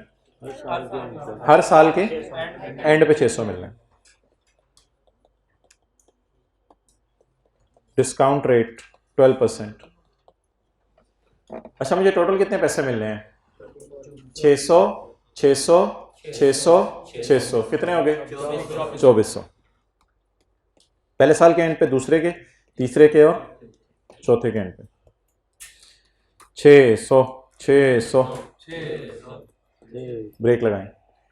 अच्छा जी अब अगर मैं इसको 2010 का साल कहता हूं और इसको मैं 2011 और इसको 2012 और इसको 2013, तो मुझे बताएं इसकी प्रेजेंट वैल्यू ऑन 1 जनवरी 10 मैं कैसे निकालूंगा?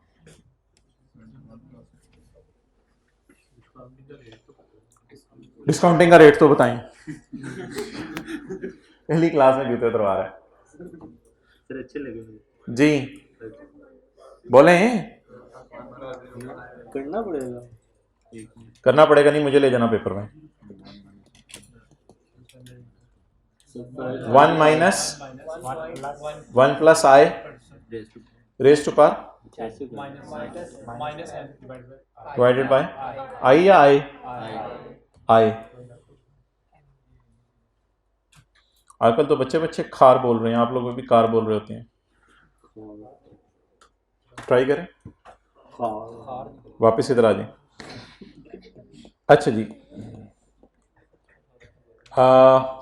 1 प्लस आई है 12%, तो मैं लिख दूं 1.12 और बोलें रेज टू पावर कितनी दफा, पंजाबी वाला दफा नहीं, उर्दू वाला, कितनी दफा, बोले कितनी दफा 600 मिलना है? 4 दफा। तो रेज टू पावर -4, ये फॉर्मूला है ना एनओटी का, डिवाइडेड बाय, बोले बोले बोले बोले, ये लाइन पूरे के नीचे है? जी बिल्कुल पूरे के नीचे है। Divided by 0.12। चलें जी,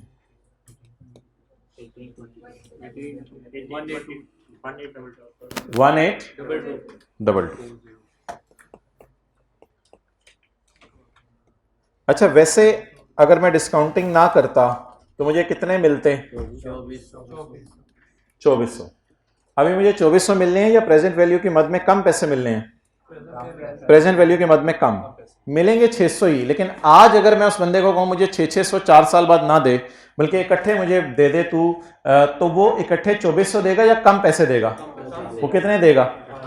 1822। अच्छा जी, नोट कर लिया इसको? अच्छा, ज्यादा शर्माते तो नहीं आप लोग? बहुत शर्माते। एक खोता वर्क भी है, डंकी वर्क, वो क्या है? खोता वर्क बताएं, प्रेजेंट वैल्यू ऑन 1 जनवरी 10। चाहे खोते पे जाएं चाहे जहाज पे जाएं, पहुंचेंगे उधर ही पहुंचे। खोता लेट लेके जाएगा, जहाज जल्दी ले जाएगा, बस ये फर्क है, हैं दोनों जहाज ही। अच्छा, आप बताएं कैसे डिस्काउंटिंग करें?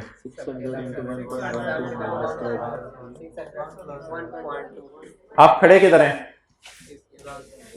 यहां पे फील हो रहा है? यहां पे खड़े हैं। खड़े किधर हैं? यहां पे। यहां पे खड़े होके 600 को आवाज मारें। 600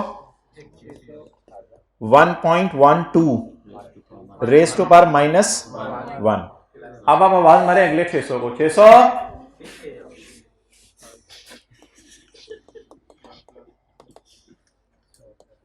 अब आप अगले 600 को आवाज मारे। 600,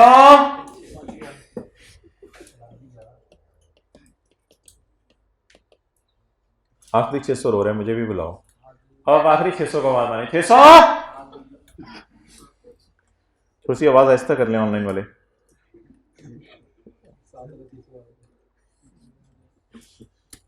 इसको जरा अपने जादुई कैलकुलेटर पे टोटल मारे, तजर्बा करें ना, चेक तो कर लें भाईजान। थोड़ी सी सुस्ती करेंगे ना आप FAR 2 में, याद रखिएगा बड़ा नुकसान होगा। हल्की सी भी आपने सुस्ती नहीं करनी, एक एक चीज को आपने कैलकुलेटर पे चेक करना है, घर जाके उसकी कैलकुलेशन करनी है। फिगरें आउट होने से पूरा सवाल जो है वो आपके लिए संभालना मुश्किल हो जाया करेगा। एक एक चीज को बड़ा अटेंटिवली समझें और लें जी। 1822। तो ये दोनों तरीके नोट कर लें।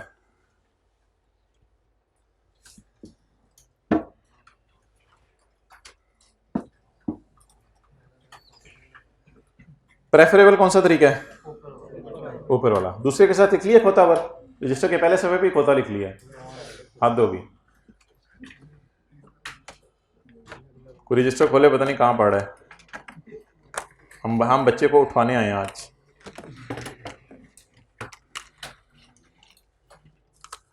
आपके इदारे में उसे खोता लिखवाया जा रहा है। स्मार्ट वर्क करना है, खोतों की तरह वर्क करना है। हार्ड वर्क भी जरूरी है साथ। सैडी के पास सोते हो आप? ओ अच्छा अच्छा, पास है तेरा। तरावी के पास हो जाया करोगे, सैडी को उठ जाया करना। ओके अच्छा जी, अब एनओटी का फॉर्मूला कब यूज होता है? सेम अमाउंट हो, ठीक है। जब सेम अमाउंट हो, 600 600 600 सेम अमाउंट हो, और क्या हो?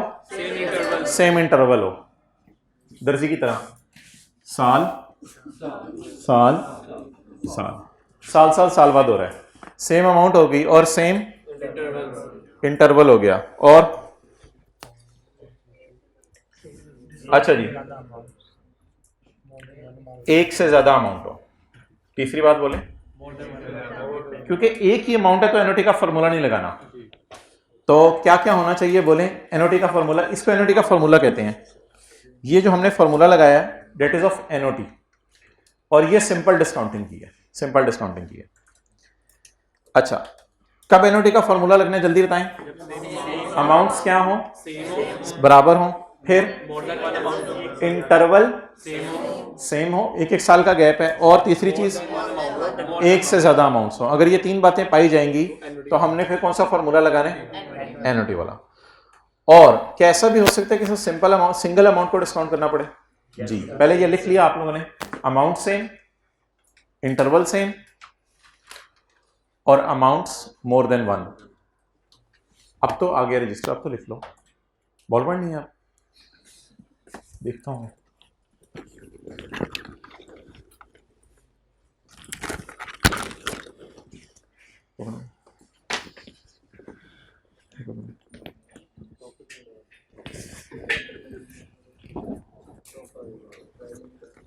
ये पकड़ो, ये पकड़ो,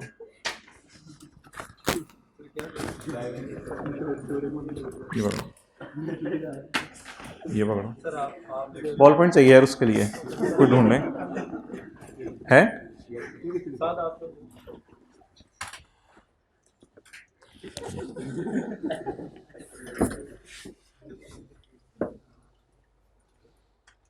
अच्छा जी,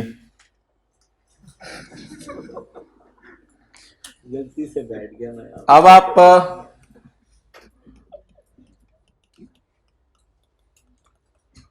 I will receive rupees 800 at end of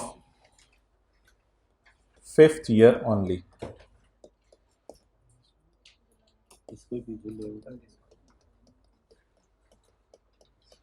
Discount rate 13%. I will receive rupees 800 at end of 5th year. 5वें साल के एंड पे मैं रिसीव करूंगा 800।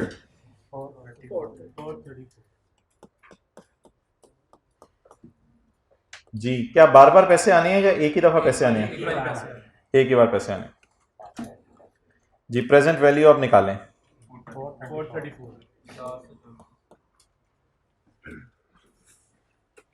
अमाउंट सेम नहीं है, अमाउंट है ही एक, इंटरवल भी तो सेम नहीं है, बस एक ही अमाउंट आ रही है, और अमाउंट भी एक ही, एक से ज्यादा नहीं है।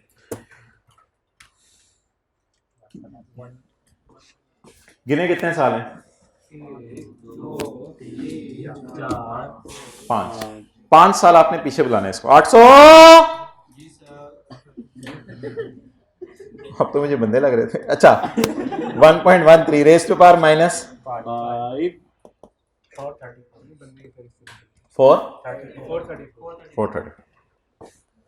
तो अब ये मैं इसको डंकी वर्क नहीं कहूंगा, अब तो ओनली अवेलेबल पॉसिबल ऑप्शन ही ये थी सिर्फ। मरता क्या ना करता, यही काम करना था।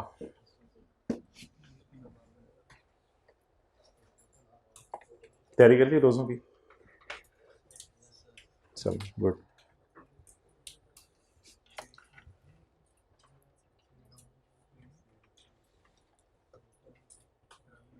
गहरी सी बात है, गहरी।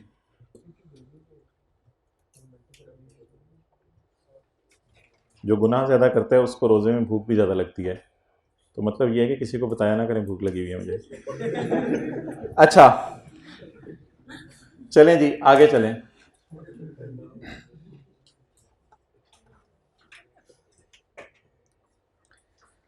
अब सवाल की तरफ वापस आ जाएं जितने दी। ना ना, हो सकता है किसी की पहला इंटरेक्शन हो मेरे साथ, तो वो क्या सोचेगा। पॉइंट नंबर 2, ऑन 31 दिसंबर 2015, पूरा 13, पूरा 14, पूरा 15 तक ऐसे 3 साल इस्तेमाल हो चुका था, 2 साल इसकी बकाया लाइफ रह गई थी। On 31 December 2015 future cash flows are estimated as follows. अच्छा पहले मुझे बताएं बस खरीदी कब है? 13 में, तो 5 साल चलनी है, 13, 14, 15 में तो कंपेटिटर आ गया, लेकिन हम फिर भी बस चलाएंगे क्योंकि हम हैं, बस की बस करा देंगे 16 और 17, तो ये 5 साल बस चलनी है। ऑन 31 दिसंबर 15 फ्यूचर में ये एस्टिमेटेड कैश फ्लोज हैं। हर साल इनफ्लो कितना होगा? 70, सवारियों से किराया आएगा, और आउटफ्लो कितना होगा? 15। ये किसका होगा? पेट्रोल का, ड्राइवर की तनख्वाह, ये वो बला बला। अच्छा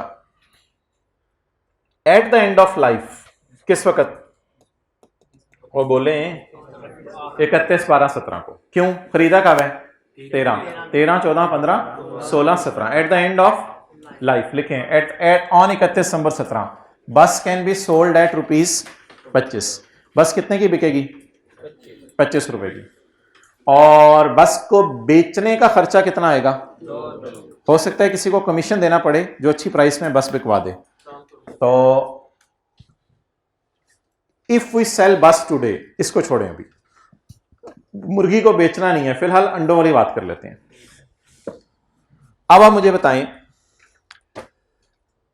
इस सवाल को सामने रखते हुए, कितने साल बस यूज हो गई है? 3 साल। कितनी रह गई है? 2 साल। As on 31/12/15 future cash flows, यानी 16 और 17 की बात हो रही है। Future cash flows are estimated as follows. Future में मुझे कितना आना है? लिखें, फ्यूचर में कितना आना है मुझे? 55। 2016 में भी 55 और 2017 में भी 55। अच्छा भाई, इसमें हम अजम्पशन लेते होते हैं कि ये पैसे साल के एंड पे आने हैं। वैसे प्रैक्टिकली देखें, किराया साल के एंड पे नहीं आता, किराया तो पूरे साल आएगा, लेकिन हम करें क्या, और कोई अजम्पशन लेनी पड़ेगी। तो ये 70 रुपये 2016 के एंड में आ जाएंगे, और यही 70 रुपये 2017 के एंड पे आ जाएंगे। आप बताएं जी, इधर मुझे कितने पैसे आएंगे? 55, इधर 55, और जब मैं 2 साल बस चला लूंगा तो फिर भी तो बेचूंगा ना एंड पे, तो वो मैं कितने की बेचूंगा? 25 की। और इसको बेचने का खर्चा कितना आएगा? 2। तो मुझे 25 आएगा या 23 बचेगा? 23 बचेगा। अब आप मुझे बता दें कि ये डेटा आपके सामने है और मैं यहां खड़ा हूं, इनको मैं डिस्काउंट कैसे करूं? ऊपर वाली दोनों फिगर्स में कैरेक्टरिस्टिक्स बताएं। Same amount, same interval, more than 1 payment. तो ऊपर वाले दोनों को कैसे डिस्काउंट कर लूं? एनओटी का फॉर्मूला लगा के। यहां तो बड़ी आसान सी फिगर, ज्यादा भी तो हो सकती है ना।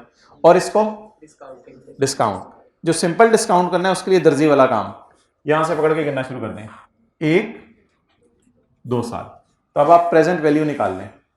ये वैल्यू इन यूज मुझे निकाल के दे दें, वैल्यू इन यूज कैलकुलेटर पे, उधर ही रखो, हिम्मत करो, हौसला।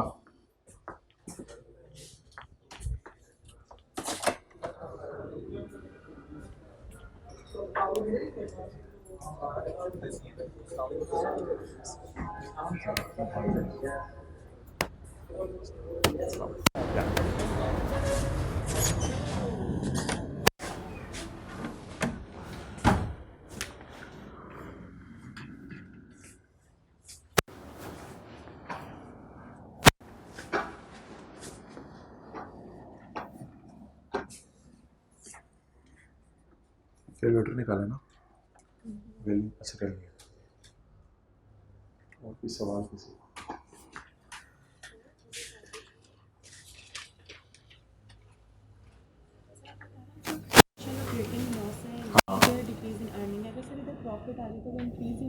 हाँ के बाद जो लॉस या प्रॉफिट आएगा वो डिक्रीज और इंक्रीज इन अर्निंग होगा वो, ना? हाँ बिल्कुल, वो ऐसे फिर भी कोई cost नहीं नहीं नेवर।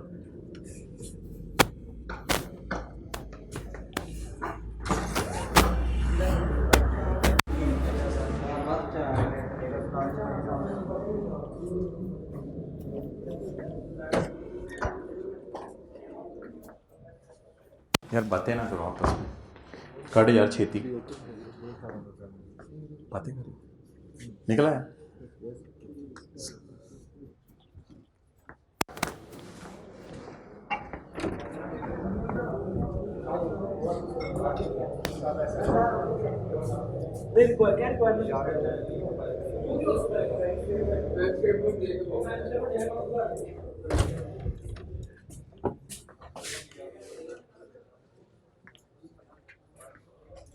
नए दोस्त बनाने हैं या पुरानों पे गुजारा चला रहे हैं?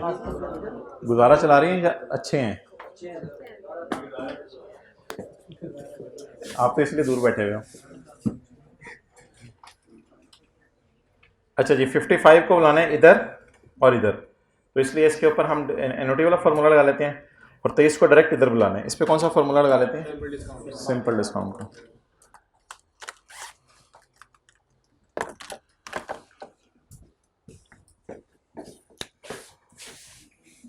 Value in use 55 into 1 minus 1.12 raise to power minus 2, discount rate ये था, डिवाइडेड बाय, अभी इसका टोटल करने की जरूरत नहीं, अभी इसका टोटल करने की जरूरत नहीं, plus 23 into plus 23 into 1 raise to power minus 2। इस पे सिंपल, इसको बाहर वाले कॉलम में रखूं या अंदर वाले कॉलम में रखूं? अंदर वाले कॉलम में रखें ताकि एंड पे हमें पता चल जाए। जी बोलें। 111। हाँ जी क्या?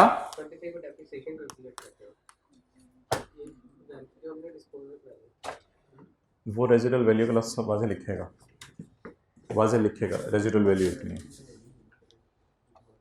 अच्छा जी, ये एक अलग डिस्कशन है, कर लेंगे किसी में। Okay, point number 4, if we sell bus today, अगर हम बस को आज बेचते हैं, डेट इज 31 दिसंबर 2015, तो बस कितना देके जाएगी? ये क्या चक्कर है, इधर 25 रुपए की बिक रही है, इधर 130 की बिक रही है। ये 31/12/17 को बिक रही है जब 2 साल इस्तेमाल हो गया, लेकिन अगर 31/12/15 को ही बस बेच दें तो ये हमें कितना देके जाएगी? 130 माइनस 14, 116। इसको डिस्काउंट करने की जरूरत है? क्यों नहीं डिस्काउंट करने की जरूरत? ये ऑलरेडी किस दिन की वैल्यू है? 31 दिसंबर 15 की। जी, what is fair value? What is cost to sell? 116। रखें पालें, रखें पालें, एक ही बात कर रहा हूं, पालें बेचें? बेचना ज्यादा बेहतर है। अच्छा, अब क्या करेंगे? हम बेच देंगे।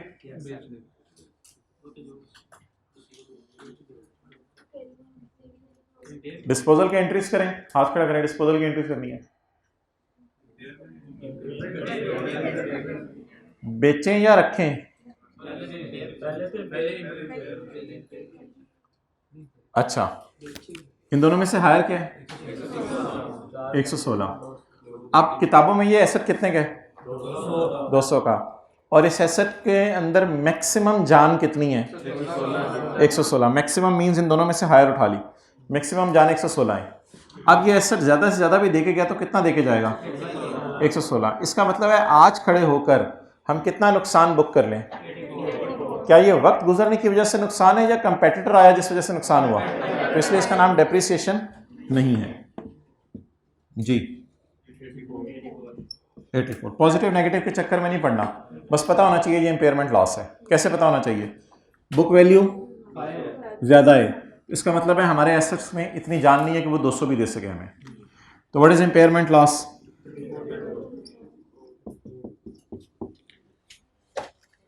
अच्छा, डिसाइड क्या हुआ है, बेचना ज़्यादा अच्छा है या पालना ज़्यादा अच्छा है? अब बेचने की एंट्री कब करें? इस साल के एंड पे कर दें या अगले साल के शुरू में कर दें? अच्छा, मेरी बात इसमें याद रखिएगा, इसका मतलब ये नहीं होता कि अब हमने बेच देना है। इट डजंट मीन कि आप बेच देना है। चाहे आप अपने पास रखने की नीयत भी रखते हैं, इंपेयरमेंट टेस्ट से आपने जरूर गुजारना है। हाँ, आपके पास एक ऑप्शन अवेलेबल है, आप 116 रुपये कमा सकते हैं, ना कमाएं, आपकी मर्जी है। हो सकता है आप अपने पास रखें, तो अपने पास रखने में कोई मसला नहीं है, आप इसको अपने पास रखें और इस्तेमाल करें। जी क्या हुआ?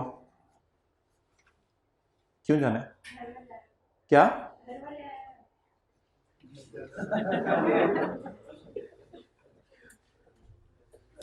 अच्छा जी,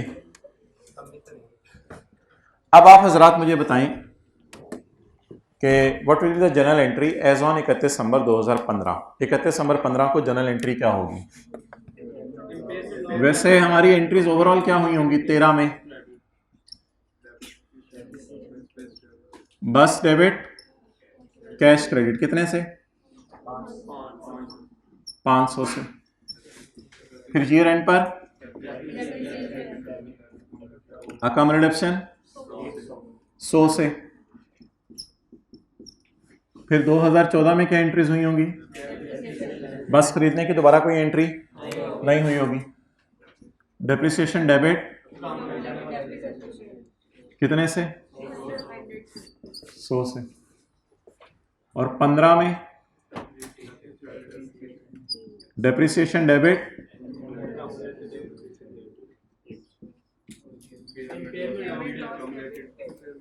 तो अब एक एंट्री जो है 15 के साल में और होगी, that will be impairment loss expense debit और accumulated impairment loss credit.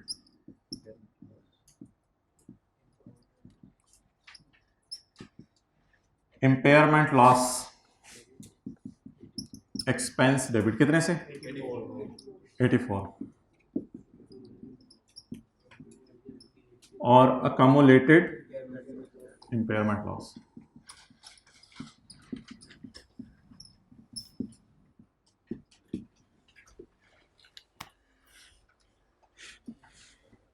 Note.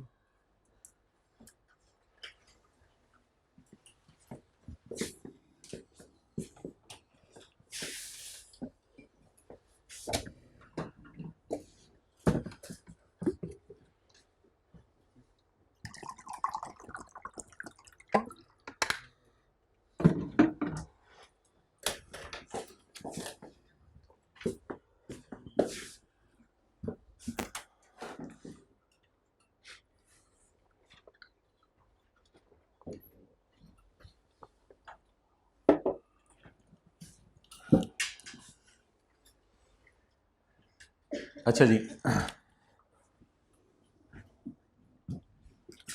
Now balance sheet और profit and loss 15, 14, 13। Cost less accumulated impairment loss जी। कितने का खरीदा है? पहले देख लें, पहले साल कितना डेप्रिशिएट हुआ? 100 का। इधर 400 का कहाँ से हुआ? जो अकाउंट का कैरी डाउन है 500, वही अगले साल आ जाएगा बैलेंस 500 रुपया। 100 रुपया कम रिडक्शन पिछले साल के एंड तक थी। 100 में जब ये वाली 100 डली 200, यही बैलेंस इधर आ जाएगा। एसेट की कॉस्ट चेंज नहीं होगी और अगले साल अकाम रिडक्शन के अंदर बैलेंस 300। अच्छा, अब हमारा एसेट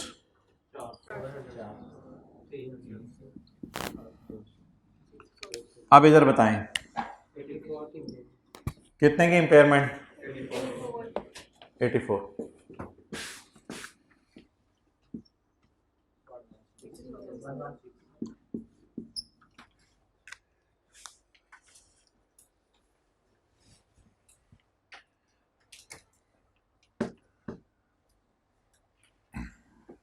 P&L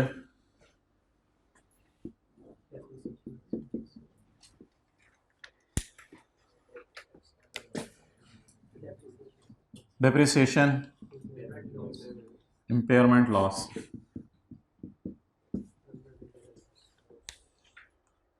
सौ और सौ और इम्पेयरमेंट लॉस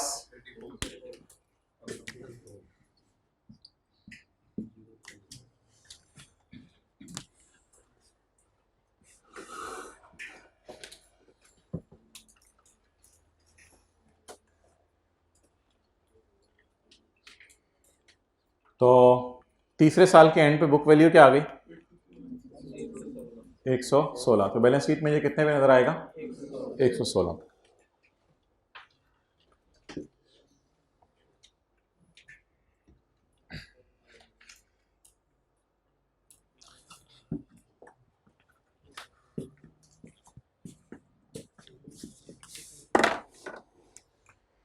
ओके, सवाल की रिक्वायरमेंट तो सिर्फ ये थी, calculate impairment loss as on 31 December 2015 में आपने इम्पेयरमेंट लॉस की कैलकुलेशन करनी है। ओके, अब आप नोट्स में आ जाएं टॉप पे।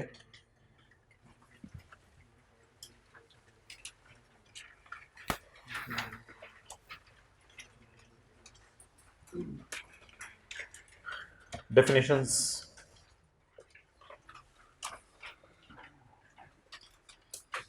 ये हमारी किताब का पेज नंबर 201 है। एसेट क्या चीज़ है जी? Asset is a resource which is controlled by the as a result of past event. College वाले इस प्रोजेक्टर शीट को कंट्रोल कर रहे हैं। पास्ट इवेंट खरीदा, पास्ट इवेंट खरीदा, चोरी किया, खरीदा। A resource is a controlled by company as a result of and from which future economic benefits are expected to flow। अच्छा, ये तो डेफिनेशन होगी एसेट की। एसेट कंट्रोल किया जाता है, इसी वजह से स्टाफ को कभी भी एसेट में शो नहीं किया जाता, क्योंकि स्टाफ के ऊपर आपका क्या नहीं है। फुटबॉल लीग्स हैं, उन्होंने लीग में अपने प्लेयर को जो है वो करोड़ों रुपए देके खरीदा होता है, लेकिन वो उसको एसेट शो नहीं कर सकते अपनी बैलेंस शीट में, क्योंकि उनके ऊपर हमारा क्या नहीं है, कंट्रोल नहीं है। इनटेंजिबल एसेट क्या होता है जी? इनटेंजिबल एसेट एक ऐसा एसेट होता है मोबाइल वाले भाई जिसमें 3 खासियतें पाई जाएं। जिसमें कितनी खासियतें पाई जाएं? 3 खासियतें। उधर हाइब्रिड में पहली रो में बातें ना करें। 3 खासियतें पाई जाएं। नंबर 1, आइडेंटिफिएबल हो, नॉन मॉनेटरी हो और विदाउट फिजिकल सब्सटेंस हो। आइडेंटिफिएबल, नॉन मॉनेटरी और विदाउट फिजिकल सब्सटेंस। ओके, मैं सब तीनों चीज़ें बताता हूँ अलग अलग, तीनों चीज़ें अलग अलग बताता हूँ। आइडेंटिफिएबल में अगले सफ़े पे आए, वन बाय वन चीज़ें। आइडेंटिफिएबल क्या होना चाहिए जी? आइडेंटिफिएबल होना चाहिए।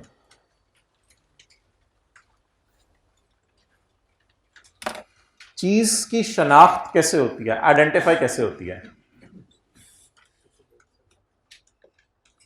या वो सेपरेबल हो या कॉन्ट्रेक्चुअल और लीगल राइट हो।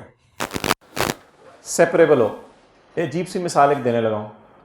किसी बंदे से उसका नाक सेपरेट किया जा सकता है? नहीं यार, अजीब बात। तो ये सेपरेबल नहीं है। कान सेपरेबल नहीं है, ऐनक सेपरेबल है।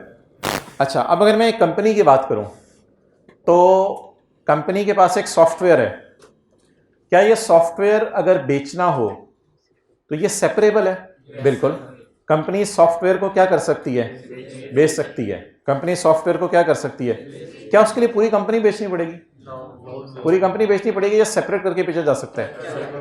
अच्छा, टेंजिबल्स तो बाय डिफॉल्ट सेपरेबल होते हैं और बड़ा आसानी से समझ आ जाता है। एसी कॉलेज से सेपरेबल है, सेपरेट किया जा सकता है, ठीक है। इसी तरह कुर्सियां सेपरेबल हैं, सेपरेट की जा सकती हैं।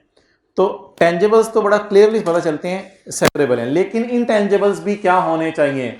सेपरेबल। और कई दफा कुछ इंटेंजिबल्स होते हैं जिनको आप सेपरेटली बेच नहीं सकते। हुकूमत ने आपको फिशिंग लाइसेंस दे दिया कि कराची के साहिल समंदर पे जाके टूना फिश, टूना ही कहते हो ना,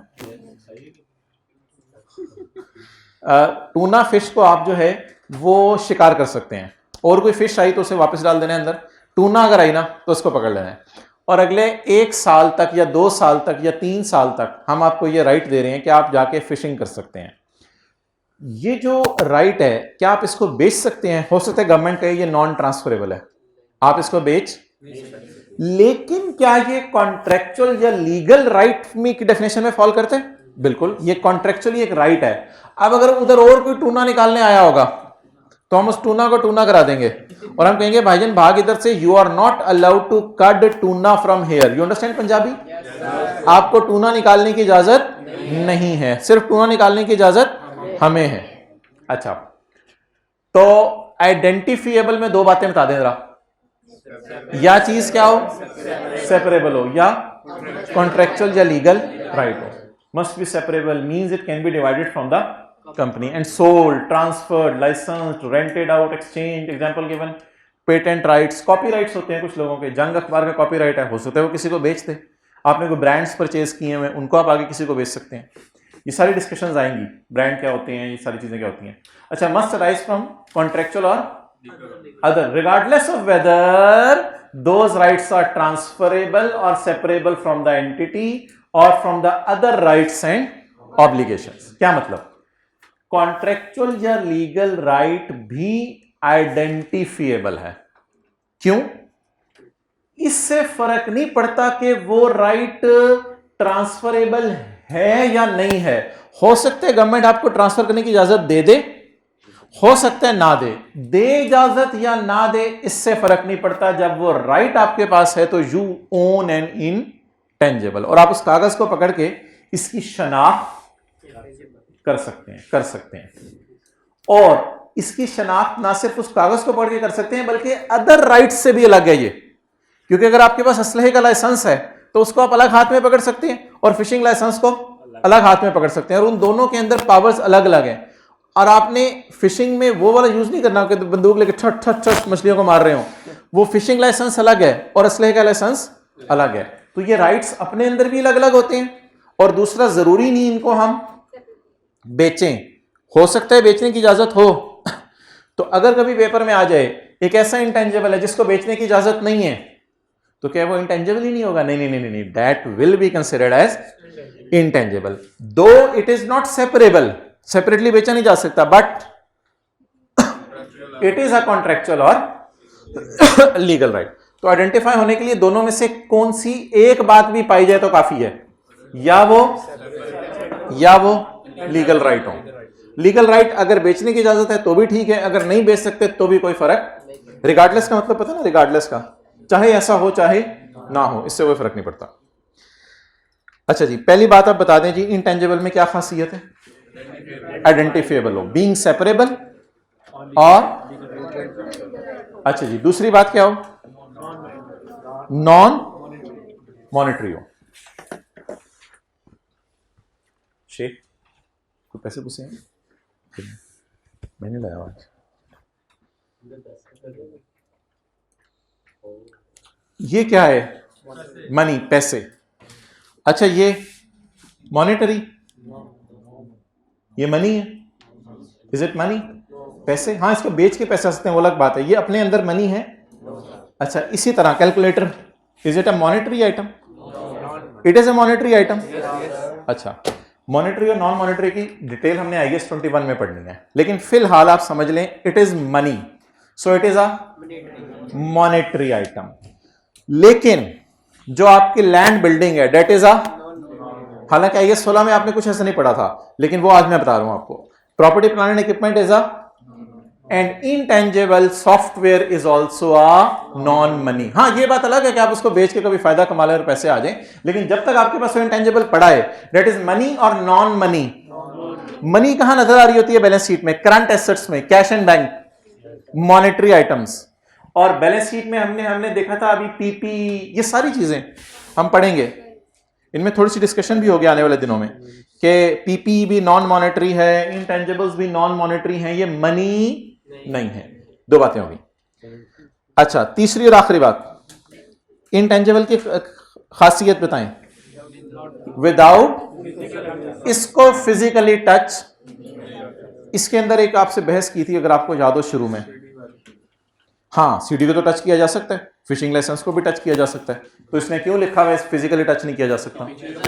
हाँ, उसके पीछे असल में पावर छुपी हुई है। सीडी टच करने का मतलब ये नहीं कि ये फिजिकल सब्सटेंस इसका बन गया है, या सॉफ्टवेयर लाइसेंस आप अपने हाथ में पकड़ लें कागज का टुकड़ा, तो आप कहते हैं ये जी फिजिकल सब्सटेंस इसका मौजूद है, ये देखो मैं हाथ लगा के बताता हूं ये फिशिंग लाइसेंस है। तो हाथ लगाने से फर्क नहीं पड़ेगा, क्या आपने उस कागज के टुकड़े के पैसे दिए हैं या उसके पीछे छुपे हुए जो साइन है उसके पैसे दिए हैं? तो इजाजतनामा है उसके पैसे दिए आपने। ओके, आगे कोई ऐसी चीजें नहीं जो आपको बताने वाली हैं, वैसे भी बच्चों को सारी चीजें नहीं बताते। अच्छा, कंट्रोल, कंट्रोल को टेक करें। कंट्रोल मींस, क्या मतलब है कंट्रोल का? Company has a power to obtain future economic benefit, benefit flowing from the underlying resource. आप अपना कैलकुलेटर क्यों नहीं किसी को इस्तेमाल करने देते? क्योंकि आपका कंट्रोल है। दूसरों को किसी चीज के इस्तेमाल से रोक देना, ये इस चीज का सबूत है कि वो चीज किसकी है? आपकी है। वो चीज किसकी है? आपकी है। And also can restrict the access of others to those benefits. अच्छा जी, control would usually arise where there are legal rights, for example legal rights over the use of patents or copyrights. However, legal enforceability is not necessary condition for control. कुछ चीजें होती हैं जो legally enforceable नहीं होती, तो ये कोई जरूरी नहीं है कि लीगली इन्फोर्सेबल हो तो ही ये इंटेंजिबल बनेगी। कई चीजें लीगली इन्फोर्सेबल नहीं होती। मिसाल के तौर पर कोई सॉफ्टवेयर है, हमने खुद ही बना लिया है, अब हमने उसको हुकूमत से जाके कोई लाइसेंस के नाम से रजिस्टर नहीं करवाया, तो शायद लीगली इन्फोर्स ना कर सके हम, लेकिन अपने मेहनत से बनाया है, सो दैट सॉफ्टवेयर या that formula will be our intangible. इसको हम तफसील से देखेंगे। स्टाफ ट्रेनिंग का बता दें क्या करना है? स्टाफ ट्रेनिंग को कैपिटलाइज करना है या एक्सपेंस में डालना है? जल्दी बताएं। Staff training create skills, staff में स्किल आती है, that could be seen as an asset for the employer. However, could be seen, however staff could leave their employment at time, therefore staff training is बोले not an intangible, ये intangible नहीं है।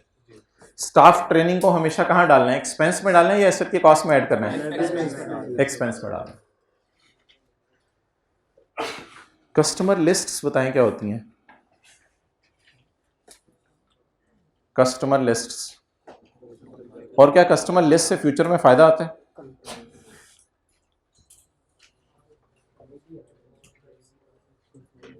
College वालों के पास PRC के students की list है। अब वही कोई पीआरसी का स्टूडेंट ऐसा था जिसको टीचर से बहुत ज़्यादा अफेक्शन हो गई थी, और वो कहता है कि मैंने फलां टीचर से फलां सब्जेक्ट पढ़ना है। अब कॉलेज वालों ने उस बच्चों के कहने पे उस टीचर का कैफ के अंदर भी वो सब्जेक्ट लगा दिया कि आप जो है वो बच्चों को पढ़ाएं। तो क्या कॉलेज वाले उस कस्टमर लिस्ट को मैसेज भेज के फायदा उठा सकते हैं उसका? बोले क्यों नहीं फायदा उठा सकते? चलो एक और मिसाल देता हूं। कैफ के अंदर सर आसिफ पढ़ाते हैं ऑडिट, अब वो सीए फाइनल में भी पढ़ाना शुरू कर दिया, तो जो पुरानी लिस्ट है कॉलेज वालों के पास मेंटेन, जब उसको मैसेज करेंगे तो बच्चे आना शुरू हो जाएंगे उस मैसेज की वजह से, नेचुरली आना शुरू हो जाएंगे। अच्छा, अब कस्टमर लिस्ट जो है ना, इस पे भी हमारा कंट्रोल नहीं है। क्या नहीं है? It is like advertisement. आप मैसेज करके अपनी एडवर्टाइजमेंट कर रहे हैं ना, तो क्या एक दुकानदार है, वो कहते हैं मैंने कस्टमर की लिस्ट बनाई हुई है। अब ये हमारा कॉलेज तो चलो साल पहले बना है, क्या जो दूसरे कॉलेजेस हैं उनके पास बड़ी बड़ी कस्टमर लिस्ट अवेलेबल है, 20-20, 25-25 सालों की कस्टमर लिस्ट अवेलेबल है, तो वो उस कस्टमर लिस्ट से ज्यादा फायदे उठा सकते हैं। तो कस्टमर लिस्ट देखने में क्या लगती है? Intangible asset. उससे आपको फ्यूचर में क्या आना है? फायदा आना है। आप मैसेज कराएंगे, लोग आके एडमिशन लेना शुरू कर देंगे, बट बैक एंड पे वही बात है कि कस्टमर्स पे हमारा क्या नहीं है? कंट्रोल नहीं है। तो there is no control because customers have no obligation to make. Customer के ऊपर कोई जिम्मेदारी नहीं बन जाती कि वो फ्यूचर में चीजें खरीदे ही खरीदे, वो बाय लक है, आगे आगे नहीं आए नहीं आए। तो इस ना कस्टमर लिस्ट को लिखें इंटरनली जनरेटेड। क्या कस्टमर लिस्ट हम परचेज भी कर सकते हैं?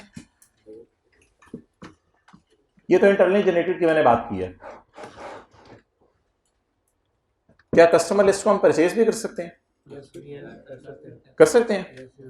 किसी दुकानदार, आप कभी दुकान पे गए हो तो दुकानदार ने आपका नंबर मांगा हो, मांगते कभी कोई दुकानदार number?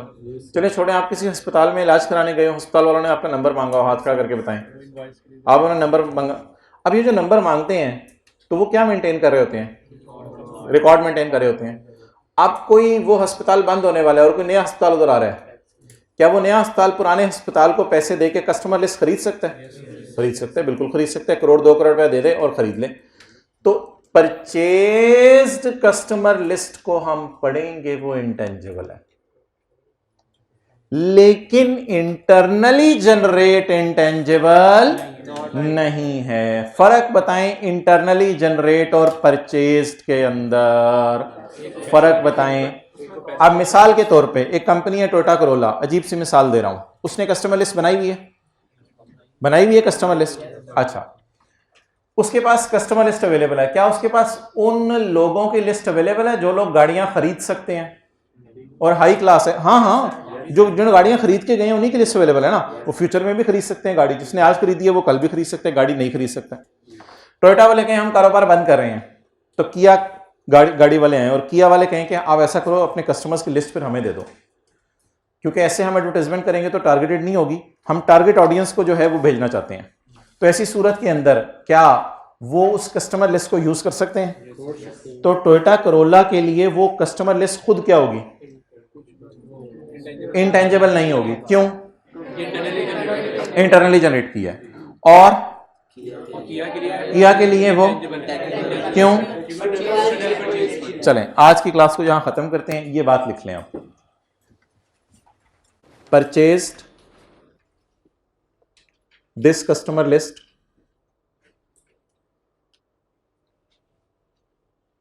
from Corolla by paying rupees 5 crore.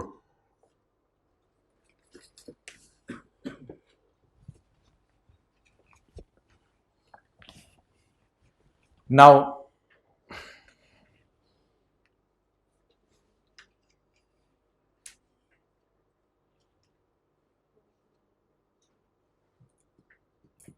for बोले नाउ फॉर आगे की, नाउ फॉर किया, cost can be measured reliably.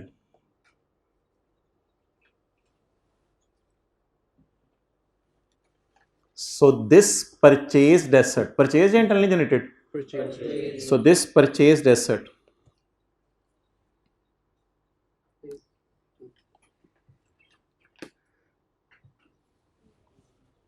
is an intangible for किया।